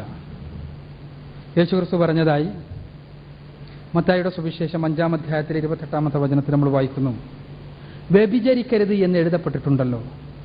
എന്നാൽ ഞാൻ നിങ്ങളോട് പറയുന്നു, ആസക്തിയോടുകൂടി സ്ത്രീയെ നോക്കിയവൻ മനസ്സിൽ വ്യഭിചരിച്ചു കഴിഞ്ഞു. അപ്പൊ ആസക്തിയോടുകൂടി സ്ത്രീയെ നോക്കാൻ പാടില്ല. ഇതേപോലെ ഓരോ കാര്യങ്ങൾ, മനസ്സിൽ വരുന്ന കാര്യങ്ങൾ നമുക്ക് ചെയ്യാൻ പറ്റുന്നതാണോ എന്നാണ്, നമുക്ക് അനുസരിക്കാൻ പറ്റുന്നതാണോ എന്നാണ് ചോദ്യം. തീർച്ചയായും ഞാൻ സൂചിപ്പിച്ചു, അബദ്ധങ്ങൾ സംഭവിക്കാം. പക്ഷേ ഇത് അനുഷ്ഠിക്കാൻ പറ്റാത്തതല്ല എന്ന് പറയാൻ പറ്റില്ല. ഇസ്ലാമികമായ സാമൂഹ്യ ക്രമത്തിൽ അനുഷ്ഠിക്കാൻ പറ്റും. ഇസ്ലാം ഇവിടെ പറയുന്നത് കേവലം ഉപദേശങ്ങളിൽ ഒതുക്കല്ല.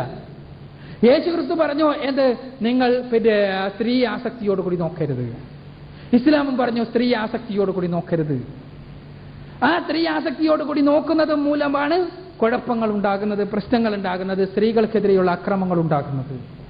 അതുകൊണ്ട് ആസക്തിയോടുകൂടി നോക്കപ്പെടാതിരിക്കുവാൻ ആവശ്യമായ നിയമങ്ങളും ആവിഷ്കരിച്ചു. അതാണ് ഇസ്ലാമിക നിയമങ്ങളുടെ പ്രത്യേകത.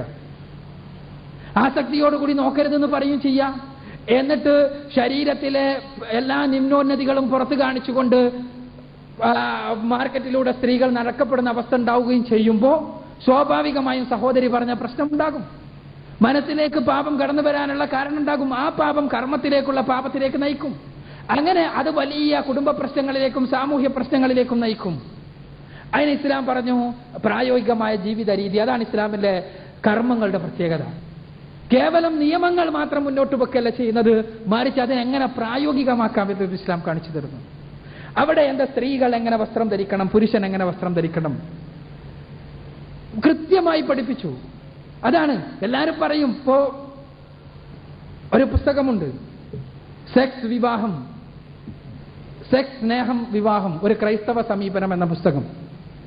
അത് എഴുതിയിട്ടുള്ളത് ഡോക്ടർ ആനി പുന്നൻ എന്ന് പറയുന്ന ക്രൈസ്തവ സാഹിത്യകാരിയാണ്. ഈ പുസ്തകത്തിൽ അവർ പറയുന്നു, സഹോദരിമാരോട് നിങ്ങൾ മാന്യമായ വസ്ത്രം ധരിക്കണം, പുരുഷന്മാരുടെ മനസ്സിൽ ദുർമോഹങ്ങൾ ഉണ്ടാക്കുന്ന രീതിയിലുള്ള വസ്ത്രം ധരിക്കരുത്. കാരണം എന്താണ്, ദുർമോഹത്തിന് പുരുഷനെ ദൈവം ന്യായം വിധിക്കുമെങ്കിൽ അതിന് കാരണക്കാരായ നിങ്ങളെയും ദൈവം തമ്പുരാൻ ന്യായം വിധിക്കാതിരിക്കുകയില്ല. ഇവിടെ സഹോദരി ഈ ആനിയ പുന്നൻ പറയുന്നത് എന്താണ്, പുരുഷന്മാരിൽ ആസക്തി ഉണ്ടാക്കുന്ന രീതിയിൽ സ്ത്രീകൾ വസ്ത്രം ധരിക്കരുത്, മാന്യ വസ്ത്രം ധരിക്കണം. എന്താണ് മാന്യ വസ്ത്രം എന്ന് പറയാൻ ആനിയ പുന്നന് സാധിക്കുന്നില്ല. അവിടെയാണ് ഇസ്ലാമിന്റെ പ്രസക്തി. കൃത്യമായി വസ്ത്രധാരണത്തെക്കുറിച്ച് കൃത്യമായ പരാമർശം, കൃത്യമായ മാർഗദർശനം, ഇങ്ങനെ ഓരോ കാര്യത്തിലും. അപ്പൊ ഞാൻ പറയുന്നത്, ഒരു ഇസ്ലാമികമായ സാമൂഹ്യ ക്രമം ഉണ്ടാകുമ്പോൾ, ഇസ്ലാമികമായി ജീവിക്കുവാൻ സമൂഹം സന്നദ്ധമാകുമ്പോൾ, സ്ത്രീയും പുരുഷനും സന്നദ്ധമാകുമ്പോൾ, സഹോദരി പറഞ്ഞ രൂപത്തിൽ പരമാവധി നമുക്ക് സൂക്ഷിച്ചുകൊണ്ട് ജീവിക്കാൻ പറ്റും. അഥവാ മനുഷ്യനാണ്, തെറ്റുകൾ പറ്റിപ്പോയി, മനസ്സിൽ മാത്രമല്ല ശരീരം കൊണ്ട് തന്നെ പറ്റിപ്പോയി എന്ന് വിചാരിക്കുക, അബദ്ധം ചെയ്തു പോയി. അബദ്ധം ചെയ്തതിന് ശേഷം ദൈവം തമ്പുരാന്റെ കുറിച്ചുള്ള ബോധമുണ്ടാകുന്നു. അങ്ങനെ ബോധമുണ്ടായി ഇത് തിരുത്തണമെന്നുള്ള ആഗ്രഹം ജനിക്കുന്നു. അങ്ങനെ തിരുത്തണം എന്നുള്ള ആഗ്രഹം ജനിക്കുമ്പോൾ നമ്മൾ പശ്ചാത്തപിക്കുന്നു. പശ്ചാത്താപം എങ്ങനെ, ഇസ്ലാം പഠിപ്പിക്കുന്ന പശ്ചാത്താപത്തിന്റെ ഏറ്റവും വലിയ ഉദാഹരണം നിങ്ങൾ നോക്കുക. ഇസ്ലാമിൽ നമുക്കറിയാം ഏതാണ്, വ്യഭിചരിച്ച പുരുഷൻ. വ്യഭിചരിച്ചാൽ വിവാഹിതമാണെങ്കിൽ അയാളെ കൊല്ലണമെന്നുള്ളതാണ് ഇസ്ലാമിന്റെ വിധി. കൊല്ലണമെന്ന് വളരെ രഹസ്യമായി തന്റെ ഒരു ദുർബല നിമിഷത്തിൽ വ്യഭിചരിച്ചു പോയ ഒരു പ്രവാചക ശിഷ്യൻ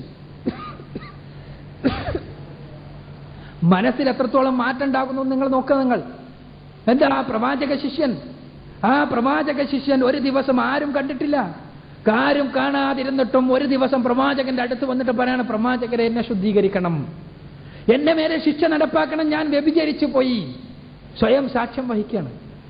പശ്ചാത്താപം എത്രത്തോളം എത്തി നോക്കുക. സ്വയം ശിക്ഷ വാങ്ങുവാൻ തെറ്റ് ചെയ്തു, പക്ഷെ ദൈവബോധം ഹൃദയത്തിൽ കടന്നപ്പോ അതിൽ പശ്ചാത്തപിച്ചുകൊണ്ട് ആ പശ്ചാത്താപത്തിന്റെ ഫലമായി ഞാൻ ചെയ്ത തെറ്റ് രാഷ്ട്രത്തിന്റെ ഗവൺമെന്റിന്റെ മുന്നിൽ ഏറ്റുപറയണം, എന്നിട്ട് എനിക്ക് ഈ ഭൂമിയിലെ ശിക്ഷ ഇവിടെ നിന്ന് തന്നെ അനുഭവിക്കണം എന്ന് വിചാരിച്ചുകൊണ്ട് കടന്നു വരുന്ന ഒരു മനുഷ്യൻ, ആ മനുഷ്യനെ സൃഷ്ടിക്കാൻ സാധിച്ചു എന്നതാണ് ഇസ്ലാമിലെ പശ്ചാത്താപ സങ്കല്പത്തിന്റെയും സങ്കല്പത്തിന്റെയും പ്രത്യേകത. ഈ രൂപത്തിൽ പശ്ചാത്താപത്തിലൂടെ, പൂർണ്ണമായ പശ്ചാത്താപത്തിലൂടെ പാപങ്ങളിൽ നിന്നുള്ള മോചനം എന്നുള്ളതാണ് ഇസ്ലാമിന്റെ വിജയം. അത് മനുഷ്യനാണ് പറ്റിയ കഴിഞ്ഞാൽ അത് ബോധ്യപ്പെടുകയും പിന്നീട് ഒരിക്കലും അത് ചെയ്യില്ല എന്ന് പശ്ചാത്തപിക്കുകയും ചെയ്യാം.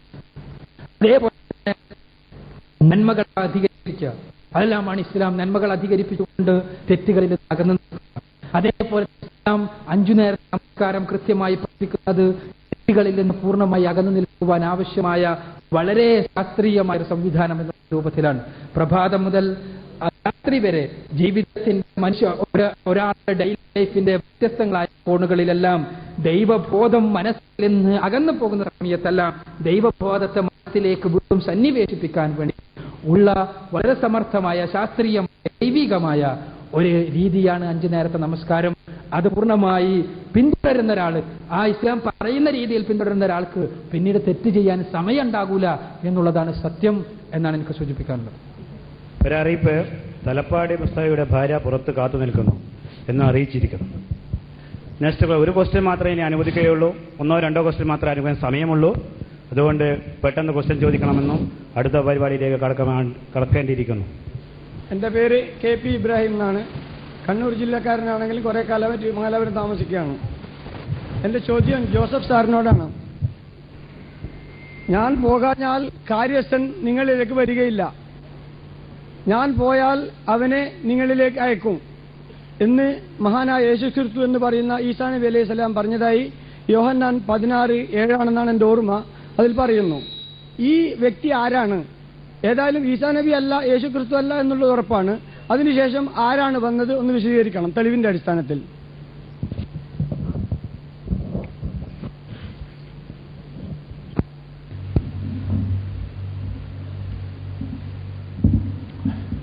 യോഹന്നാന്റെ സുവിശേഷം 16-ാം അധ്യായത്തിന്റെ 6-ാം വാക്യത്തിൽ ഞാൻ പോകുന്നത് നിങ്ങൾക്ക് പ്രയോജനം, ഞാൻ പോകാഞ്ഞാൽ കാര്യസ്ഥൻ നിങ്ങളുടെ അടുക്കൽ വരികയില്ല, അവൻ വന്ന് പാപത്തെക്കുറിച്ചും നീതിയെക്കുറിച്ചും ന്യായവിധിയെക്കുറിച്ചും ബോധം വരുത്തും, അവൻ എന്നേക്കും നിങ്ങളോടുകൂടെ ഇരിക്കേണ്ടതിന് ഞാൻ അവനെ നിങ്ങളുടെ അടുക്കൽ അയക്കും.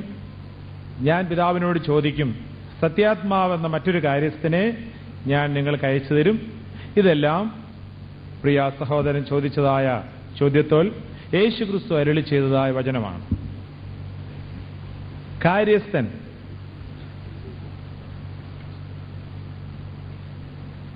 കാര്യസ്ഥൻ എന്ന് യേശുക്രിസ്തു അരുളി ചെയ്യുന്നത് തന്റെ ശിഷ്യന്മാർക്ക് വളരെ വ്യക്തമായി മനസ്സിലാക്കുവാൻ സാധിക്കുന്ന വസ്തുതയായിരുന്നു. കാര്യസ്ഥൻ എന്ന് കർത്താവ് അരുളി ചെയ്തു. ആ കാര്യസ്ഥൻ എന്ന് പറയുന്നത് ആരാണ് എന്ന് കർത്താവ് ഓർപ്പിക്കുന്നു. ആരാണ് ഈ കാര്യസ്ഥൻ?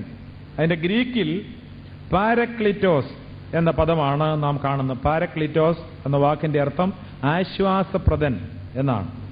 ആശ്വാസപ്രദനെ ഞാൻ നിങ്ങളുടെ അടുക്കൽ അയക്കും. വീണ്ടും അവിടുന്ന് ശിഷ്യന്മാരോട് അരുളി ചെയ്യുന്നുണ്ട്, നിങ്ങൾ എന്നോട് കേട്ട പിതാവിന്റെ വാഗ്ദത്തത്തിനായി കാത്തിരിക്കണം. യെരുശലേമിൽ നിന്ന് വാങ്ങിപ്പോകാതെ, അഥവാ യെരുശലേമിൽ നിന്ന് മാറിപ്പോകാതെ നിങ്ങൾ അതിനുവേണ്ടി കാത്തിരിക്കണം. ഏറെ നാൾ കഴിയും മുൻപ് ഞാൻ വാഗ്ദത്തം ചെയ്തതിനെ നിങ്ങൾക്ക് അയച്ചു തരും. ഈ വാക്യങ്ങളെല്ലാം ഈ 16-ാം അധ്യായത്തിലെ വാക്യത്തോട് ചേർന്നുള്ള വാക്യമാണ്. അപ്പോസ്തല പ്രവൃത്തികളിൽ നാം വായിക്കുന്നു, വാഗ്ദത്തം ചെയ്തതുപോലെ യേശുക്രിസ്തു സ്വർഗാരോഹണം ചെയ്ത് ശേഷമായി 10-ാം ദിവസം അവരെ കാത്തിരിക്കുന്നവരുടെ മധ്യത്തിലേക്ക് ദൈവത്തിന്റെ പരിശുദ്ധാത്മാവ്, കാര്യസ്ഥൻ, പാരക്ലിറ്റോസ്, ആശ്വാസപ്രദൻ, അവരുടെ അടുക്കിലേക്ക് യേശുക്രിസ്തു അയച്ചു കൊടുത്തു. പരിശുദ്ധാത്മാവ് അവർക്ക് ലഭിച്ചു. അത് എന്നേക്കും അവരോടുകൂടെ ഇരിക്കേണ്ടതിനു വേണ്ടിയാണ്. ലോകത്തിന് അവനെ ലഭിപ്പാൻ കഴിയുകയില്ല എന്ന് പറഞ്ഞു. നിങ്ങൾക്ക് മാത്രമേ ലഭിക്കുകയുള്ളൂ. അഥവാ തന്റെ ശിഷ്യന്മാർക്ക് മാത്രം ലഭിക്കുന്ന ഒരു പ്രത്യേക അനുഭവമാണ് പരിശുദ്ധാത്മാവ് എന്ന കാര്യസ്ഥന്റെ സാന്നിധ്യവും കൂട്ടായ്മയും. അത് ലോകത്തിന് ലഭിക്കുകയില്ല, മറ്റാർക്കും ലഭിക്കുകയില്ല. അതിനുവേണ്ടി നിങ്ങൾ യെരുശലേമിൽ തന്നെ പാർക്കണം. യെരുശലേമിൽ തന്നെ ഞാൻ അയക്കും, മറ്റെവിടെയും അല്ല. യെരുശലേമിൽ തന്നെ അധികം താമസിക്കാതെ ഞാൻ അയക്കും എന്നവിടുന്ന് അരുളി ചെയ്തു. അതുപോലെ പെന്തക്കോസ്ത് നാളിൽ പരിശുദ്ധാത്മാവ് തന്റെ മഹത്വത്തോടെ ശിഷ്യന്മാരുടെ മേൽ ഇറങ്ങി വന്നു. Next question please. എൻ്റെ പേര് ഭാസ്കരനാണ്, പയ്യന്നൂരാണ്. എനിക്ക് ചോദിക്കാനുള്ളത് യേശു ക്രിസ്തു ജനിച്ചത് അറിയാൻ ആരോടാ ചോദിക്കണ്ടേ? എം മക്ബൂറോട്.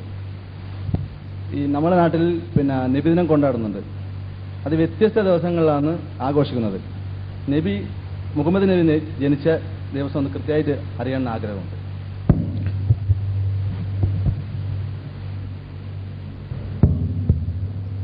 സുഹൃത്തിന്റെ ആഗ്രഹത്തെ പോലെ തന്നെ എനിക്കും ആഗ്രഹമുണ്ട്.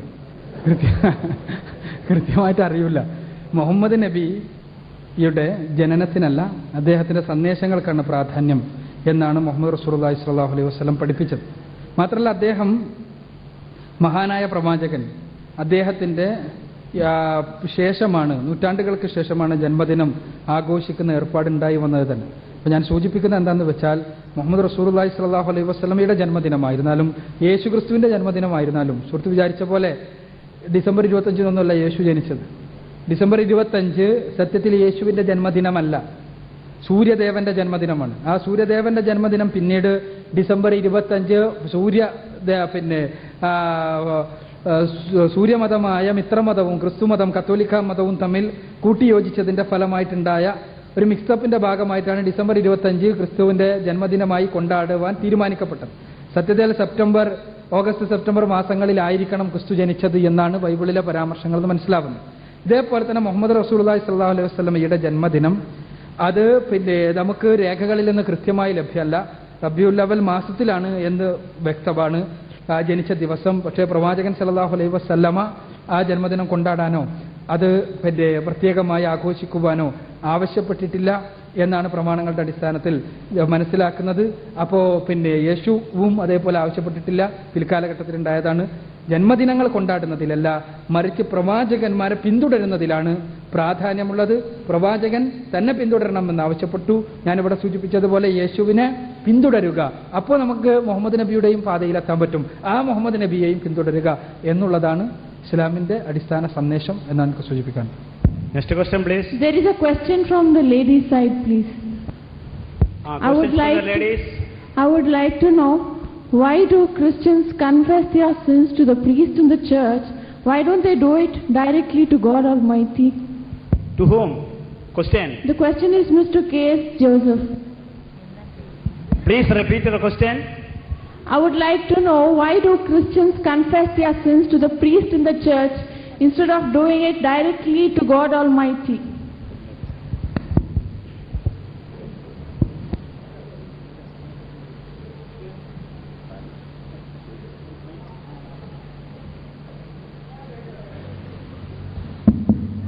ക്രിസ്ത്യൻസ് എന്ന് ജനറലൈസ് ചെയ്ത് സിസ്റ്റർ പറഞ്ഞതാണ്. യഥാർത്ഥമായി ബൈബിളിൽ വിശ്വസിക്കുന്ന ക്രിസ്ത്യാനികൾ ആരും പുരോഹിതനോട് പാപം ഏറ്റുപറയുകയില്ല, പറയേണ്ട ആവശ്യമില്ല. ദൈവത്തോടൊന്ന് മാത്രം നേരിട്ട് ഏറ്റുപറഞ്ഞാൽ മതി. അങ്ങനെ പുരോഹിതനോട് പറയണമെന്ന് ബൈബിളിൽ യാതൊരു വാക്യവുമില്ല. അത് ദൈവസന്നിധിയിൽ തെറ്റുമാണ്. ഡയറക്റ്റ് ക്വസ്റ്റ്യൻസ് മാത്രമേ അനുവദിക്കുകയുള്ളൂ. അടുത്ത ക്വസ്റ്റ്യൻ ചോദിക്കാൻ താല്പര്യപ്പെടുന്നു. എൻ്റെ പേര് ഡോക്ടർ സലീം ഫ്രം നീലേശ്വരം. എൻ്റെ ചോദ്യം മിസ്റ്റർ ജോസഫ് സാറിനോടാണ്. അക്ബർ സാഹിബ് അവകാശപ്പെട്ടത് ഖുർആൻ ദൈവിക ഗ്രന്ഥം എന്നതിന് തെളിവായി അത് അവതരിപ്പിക്കപ്പെട്ട മൂലഭാഷയിൽ തന്നെ നിലനിൽക്കുന്നു എന്നുള്ളതാണ്. ജോസഫ് സാറ് പറഞ്ഞു, അന്ന് പ്രമുഖ ഭാഷയായ ഹിബ്രുവിൽ സുവിശേഷങ്ങൾ തർജ്ജമ ചെയ്യപ്പെടുകയുണ്ടായത്. എങ്കിൽ ഏത് മൂലഗ്രന്ഥത്തിൽ നിന്നാണ് തർജ്ജമ ചെയ്യപ്പെട്ടത്? യേശു സംസാരിച്ചത് ഏത് മൂലഭാഷയിലാണ്? ആ മൂലഭാഷയിൽ ഏതെങ്കിലും ഗ്രന്ഥം അവശേഷിച്ചിട്ടുണ്ടോ, ഉണ്ടായിരുന്നോ? മാത്രമല്ല, ബൈബിൾ എന്ന പദം യേശുവിന് അറിയാമോ? അത്തരമൊരു ഗ്രന്ഥത്തെക്കുറിച്ച് യേശുവിന് അറിയാമോ? ബൈബിൾ എന്ന വാക്കിന്റെ അർത്ഥം ടാ ബിബ്ലിയ.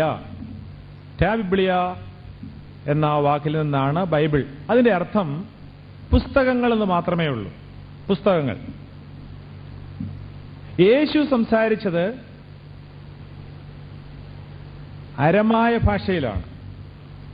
അന്നുണ്ടായിരുന്ന ഫലസ്തീനിലെ സാധാരണ ഭാഷയിലാണ് യേശു സംസാരിച്ചത്. എന്നാൽ യേശു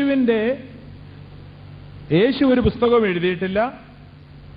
യേശുവിന്റെ ശിഷ്യന്മാർ നേരിട്ട് അവിടെ നിന്നും കേട്ടതായ അവിടുത്തെ തിരുവായ് മൊഴികൾ കേട്ട ശിഷ്യന്മാരാണ് മത്തായി. അതുപോലെ തന്റെ ശിഷ്യന്മാർ ഈ യേശുവിന്റെ പ്രഭാഷണങ്ങൾ അവർ രേഖപ്പെടുത്തിയത് ഗ്രീക്കിലാണ് രേഖപ്പെടുത്തിയത്. എന്നാൽ ഇത് സത്യമാകുന്നു എന്ന് യോഹന്നാന്റെ സുവിശേഷത്തിൽ നമുക്ക് കാണാം. ഈ ശിഷ്യൻ ഇതിനെക്കുറിച്ച് സാക്ഷ്യം പറയുന്നവനും ഇത് സത്യവുമാകുന്നു. കാരണം അന്ന് ഏറ്റവും അധികം വെല്ലുവിളികളെ നേരിട്ടുകൊണ്ടാണ് ക്രിസ്തീയ സഭ നിലനിന്നത്. യഹൂദ അധികാരി വർഗത്തിൽ നിന്ന് വളരെ ശക്തമായ വെല്ലുവിളികളെ നേരിട്ടുകൊണ്ട് സഭ നിലനിന്നതുകൊണ്ട് ഏതെങ്കിലും ഒരു തെറ്റ്, യേശു പറയാത്തതോ ചെയ്യാത്തതോ ആയ ഒരു കാര്യം, ഏതെങ്കിലും ഒരു തെറ്റ് അതിൽ രേഖപ്പെടുത്തിയിരുന്നെങ്കിൽ യേശുവിന്റെ ശത്രുക്കളും വിമർശകരും തന്നെ അതിനെ ചൂണ്ടിക്കാണിച്ച് ക്രിസ്ത്യാനികളെ അപഹസിക്കുമായിരുന്നു.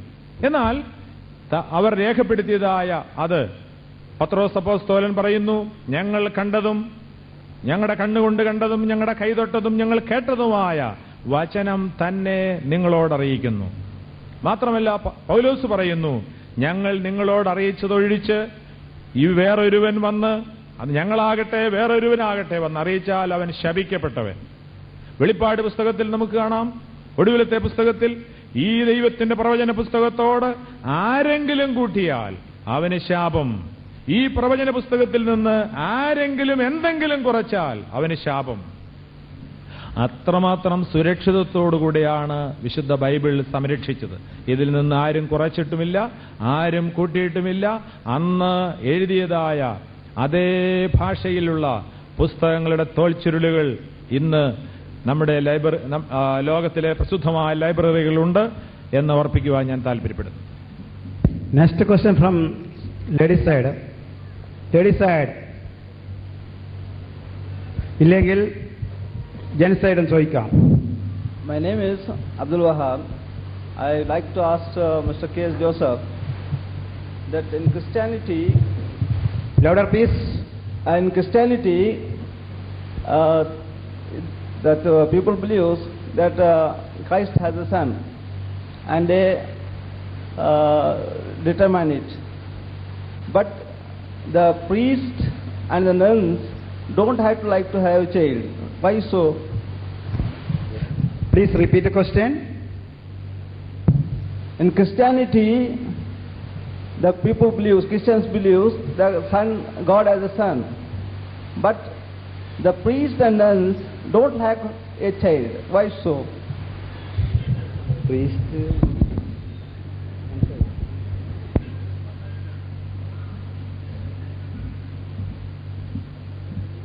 പ്രിയ സഹോദരൻ ചോദിച്ചത്, ദൈവത്തിന് ഒരു പുത്രനുണ്ട്, ഒരു പ്രീസ്റ്റുകൾക്ക് എന്താണ് മക്കളില്ലാത്തത്? ദൈവത്തിന് പുത്രനില്ല. യേശുക്രിസ്തു ദൈവപുത്രൻ എന്ന് പറയുന്നത് തന്റെ ഒരു സ്ഥാനവും അനാദിയിലും നിത്യമായി തനിക്ക് ഉള്ളതായ ദൈവത്തിൽ നിന്ന് ജനിച്ചതോ സൃഷ്ടിക്കപ്പെട്ടതോ അല്ല. ദൈവത്തിന്റെ നിത്യമായ പുത്രനാണ്. ആ നിലയിൽ ഈ പ്രത്യേക വിഷയത്തെ നാം മാനുഷിക പരിധിയിലും സൃഷ്ടിയിലും മാനുഷിക സൃഷ്ടിപ്പിന്റെ ബന്ധത്തിൽ ചിന്തിക്കാതെ ദൈവത്തിന്റെ അതുല്യമായ ആ സ്വഭാവത്തിലുള്ളതാണ് ദൈവത്തിന്റെ പുത്രൻ എന്നുള്ളത്. അല്ല സൃഷ്ടിയിൽപ്പെട്ട ദൈവത്തിന്റെ പുത്രൻ സൃഷ്ടിയിൽപ്പെട്ട പുത്രനല്ല. എബ്രായ ലേഖനത്തിൽ ഇങ്ങനെ എഴുതിയിരിക്കുന്നു, ദൈവമേ നിന്റെ സിംഹാസനം എന്നും എന്നേക്കുമുള്ളത്, പുത്രനോടോ നിന്റെ രാജ്യം നിന്റെ ചെങ്കോൽ എന്നും എന്നേക്കുമുള്ളത്. അപ്പോൾ പുത്രൻ എന്നുള്ളത് പുത്രനെയും ദൈവമെന്ന് തന്നെയാണ് പിതാവ് വിളിക്കുന്നത്. അപ്പോൾ അത് ജനനം കൊണ്ടുള്ള പുത്രത്വമല്ല, നിത്യമായ സ്ഥാനം കൊണ്ടുള്ള പുത്രത്വമാണ്. ജനിപ്പിച്ചതല്ല, നിത്യമായി നിലനിൽക്കുന്നതാണ്. സൃഷ്ടിച്ചതല്ല, സ്വയംഭൂവാണ്. Next question please. കഴിയുമ്പോൾ മലയാളത്തിൽ തന്നെ ചോദിക്കുക. അസ്സലാമു അലൈക്കും. എൻ്റെ പേര് മുഹമ്മദ് മൂസ, കോട്ടയം. ഞാൻ 10 വർഷങ്ങൾക്ക് മുമ്പ് വരെ ഏതാണ്ട് 50 വർഷത്തോളം കോട്ടയം ജില്ലയിലെ അതിപുരാതനമായ റോമൻ കത്തോലിക്ക കുടുംബാംഗമായിരുന്നു. ഞാനിപ്പോൾ സത്യദീന ഇസ്ലാമിലേക്ക് വന്നിട്ടിപ്പോൾ 10 വർഷങ്ങൾ കഴിഞ്ഞതേ ഉള്ളൂ. എനിക്കൊരു സംശയം. ഇന്ന് നമ്മുടെ ക്രിസ്തീയ സഹോദരന്മാരുടെ ഇടയിൽ ധാരാളം ബൈബിളുകൾ കാണുന്നുണ്ട്. അവയെല്ലാം പല രൂപത്തിലാണ് കാണാൻ സാധിക്കുന്നത്. ഇതിൽ സത്യമായ ബൈബിൾ ഏതാണെന്നൊന്ന് വിശദീകരിച്ചാൽ വേണ്ടി. ആരോടാണ് ചോദിക്കുന്നത്? നമ്മുടെ ജോസഫ് സാറിനോട്.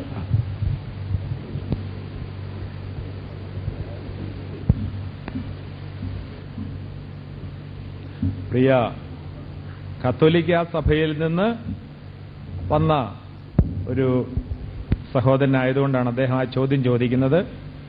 ക്രിസ്ത്യാനികൾ സുവിശേഷവും ബൈബിളും വിശ്വസിക്കുന്ന, വിഗ്രഹാരാധനയിൽ വിശ്വസിക്കാത്ത, മരിച്ചവരോടുള്ള പ്രാർത്ഥനയിലും പുണ്യവാളന്മാരോടുള്ള പ്രാർത്ഥനയിലും വിശ്വസിക്കാത്ത, യേശുക്രിസ്തുവിന്റെ പ്രബോധനങ്ങളിൽ മാത്രം അടിയുറച്ച് വിശ്വസിക്കുന്നവരാണ് ക്രിസ്ത്യാനികൾ.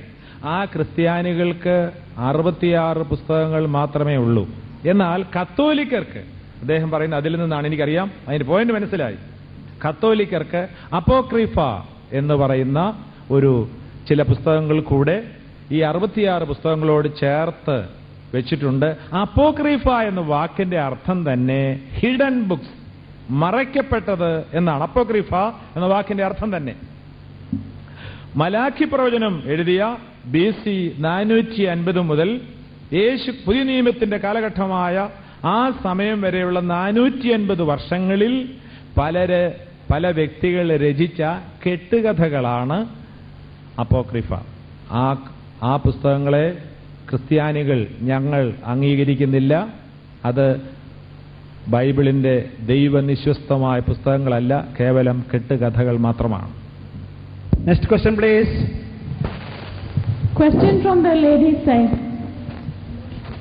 My name is Minazil. K.S. Kaisar. Joseph. 2000ಕ್ಕೆ ಲೋಕ ಅವಸಾನವಾಗುತ್ತದೆ ಎಂದು ಕ್ರೈಸ್ತ ಸಹೋದರ ಹೇಳಿರುತ್ತಾರೆ. ಆದರೆ ಹಾಗೆ ಸಂಭವಿಸಲಿಲ್ಲ. ಹಾಗಾದರೆ ಕ್ರೈಸ್ತರು ಹೇಳಿದ್ದು ಸುಳ್ಳ? ചോദിക്കുന്നത് 2000 ലോകാവസാനം സംഭവിക്കുമെന്നാണ് ക്രൈസ്തവർ വിശ്വസിക്കുന്നത്. ഇത് സംഭവിച്ചിട്ടില്ല എന്നാണ്. അതിനെപ്പറ്റി കമന്റ് ചെയ്യാം.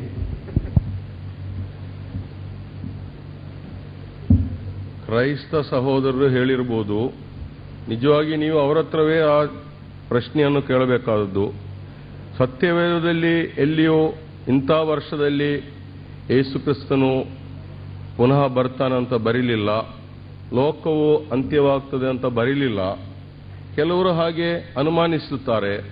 ಮಾತ್ರವಲ್ಲ, ಇದಕ್ಕಿಂತ ಮುಂಚೆ ಮಾತನಾಡಿದ ವೇದ ಪಂಡಿತರು ಹೇಳಿದ ಹಾಗೆ ಆ ದಿನ, ಆ ಗಳಿಗೆ ಯಾರಿಗೂ ಗೊತ್ತಿಲ್ಲ, ಯಾರಿಗೂ ಅದನ್ನು ತೋರಿಸಿಕೊಡಲಿಲ್ಲ. ಅದನ್ನು ತಂದೆಯಾದ ದೇವರು ಮಾತ್ರ ತಿಳಿಯೋನು ಎಂದು ಬಹಳ ವ್ಯಕ್ತವಾಗಿ ಇದೇ ವೇದಿಕೆಯಿಂದ ಹೇಳಿದರು. ಅದನ್ನು ನಂಬಬೇಕಾಗಿದೆ. Next question from N section. My name is P.A. Hamid Padbidri. So my question goes to both of speakers, Mr. K.S. Joseph and M.M. Akbar. So I want to know, so what is Quranic version about second coming of Jesus Christ and in Bible? And if he comes again to this world, which religion he will propagate in Islam, in this world, whether Islam and Christianity? First answer.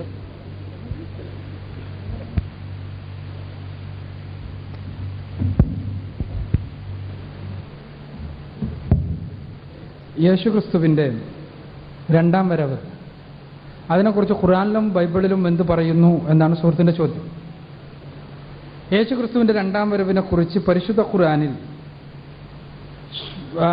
വ്യക്തമായ പരാമർശങ്ങളൊന്നുമില്ല. എന്നാൽ റസൂലുള്ളാഹി സ്വല്ലല്ലാഹു അലൈഹി വസല്ലം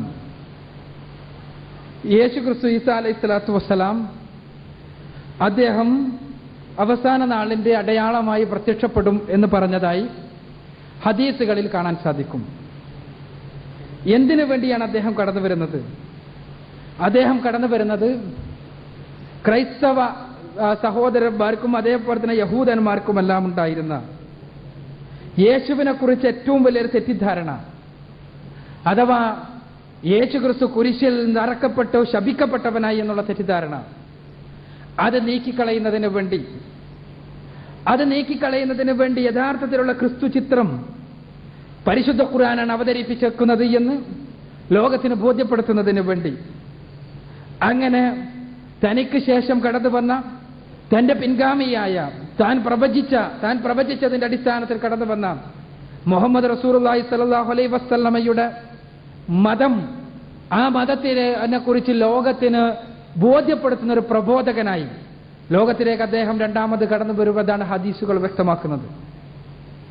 ഹദീസുകളിൽ ഈസാ അലൈഹി സ്വലാത്തു വസ്സലാം കടന്നു വരികയും അദ്ദേഹം കുരിശ് ഉടച്ചു കളയുകയും ഈ രൂപത്തിലുള്ള മിഥ്യാധാരണകളെ, കുരിശിന്റെ അടിസ്ഥാനത്തിൽ സ്ഥാപിക്കപ്പെട്ട മിഥ്യാധാരണകളെ തകർക്കുകയും ചെയ്യുമെന്നാണ് ഹദീസുകൾ വ്യക്തമാക്കുന്നത്.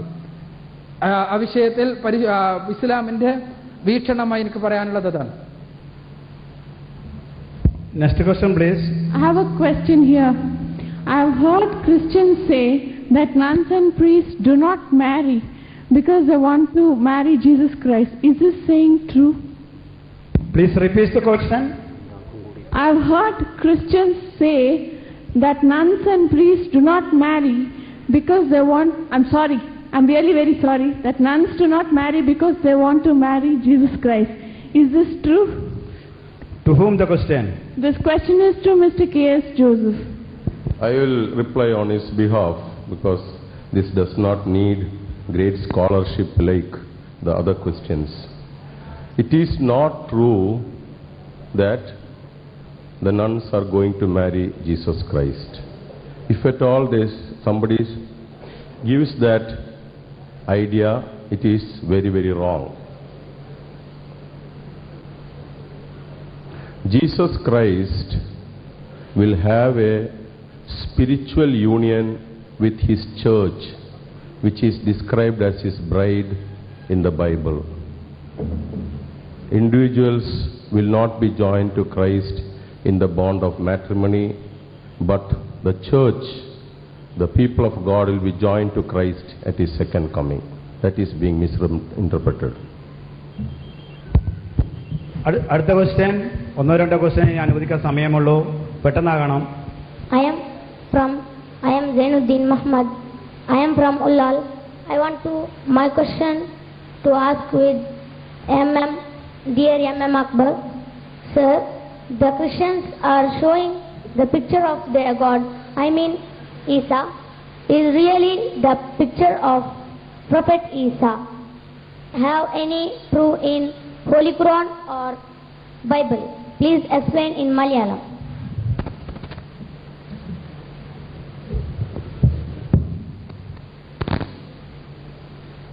The question is whether the picture given by Christians on Jesus Christ is the real picture of Jesus Christ, or is there any mentioning on this picture in Quran or Hadith. In fact, that is not the real picture. That picture was designed by some artist. This artist is a modern artist. Not a picture of Jesus is not persisting now, or any carving about Jesus on Jesus is not persisting now. That is true.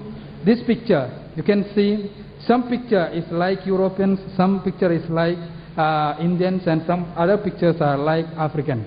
Jesus Christ, some pictures if you examine pictures in depth, you can see differences in pictures also. So there is no authenticity on these pictures. That is the answer of this question. Last question. ഒരു question മാത്രമേ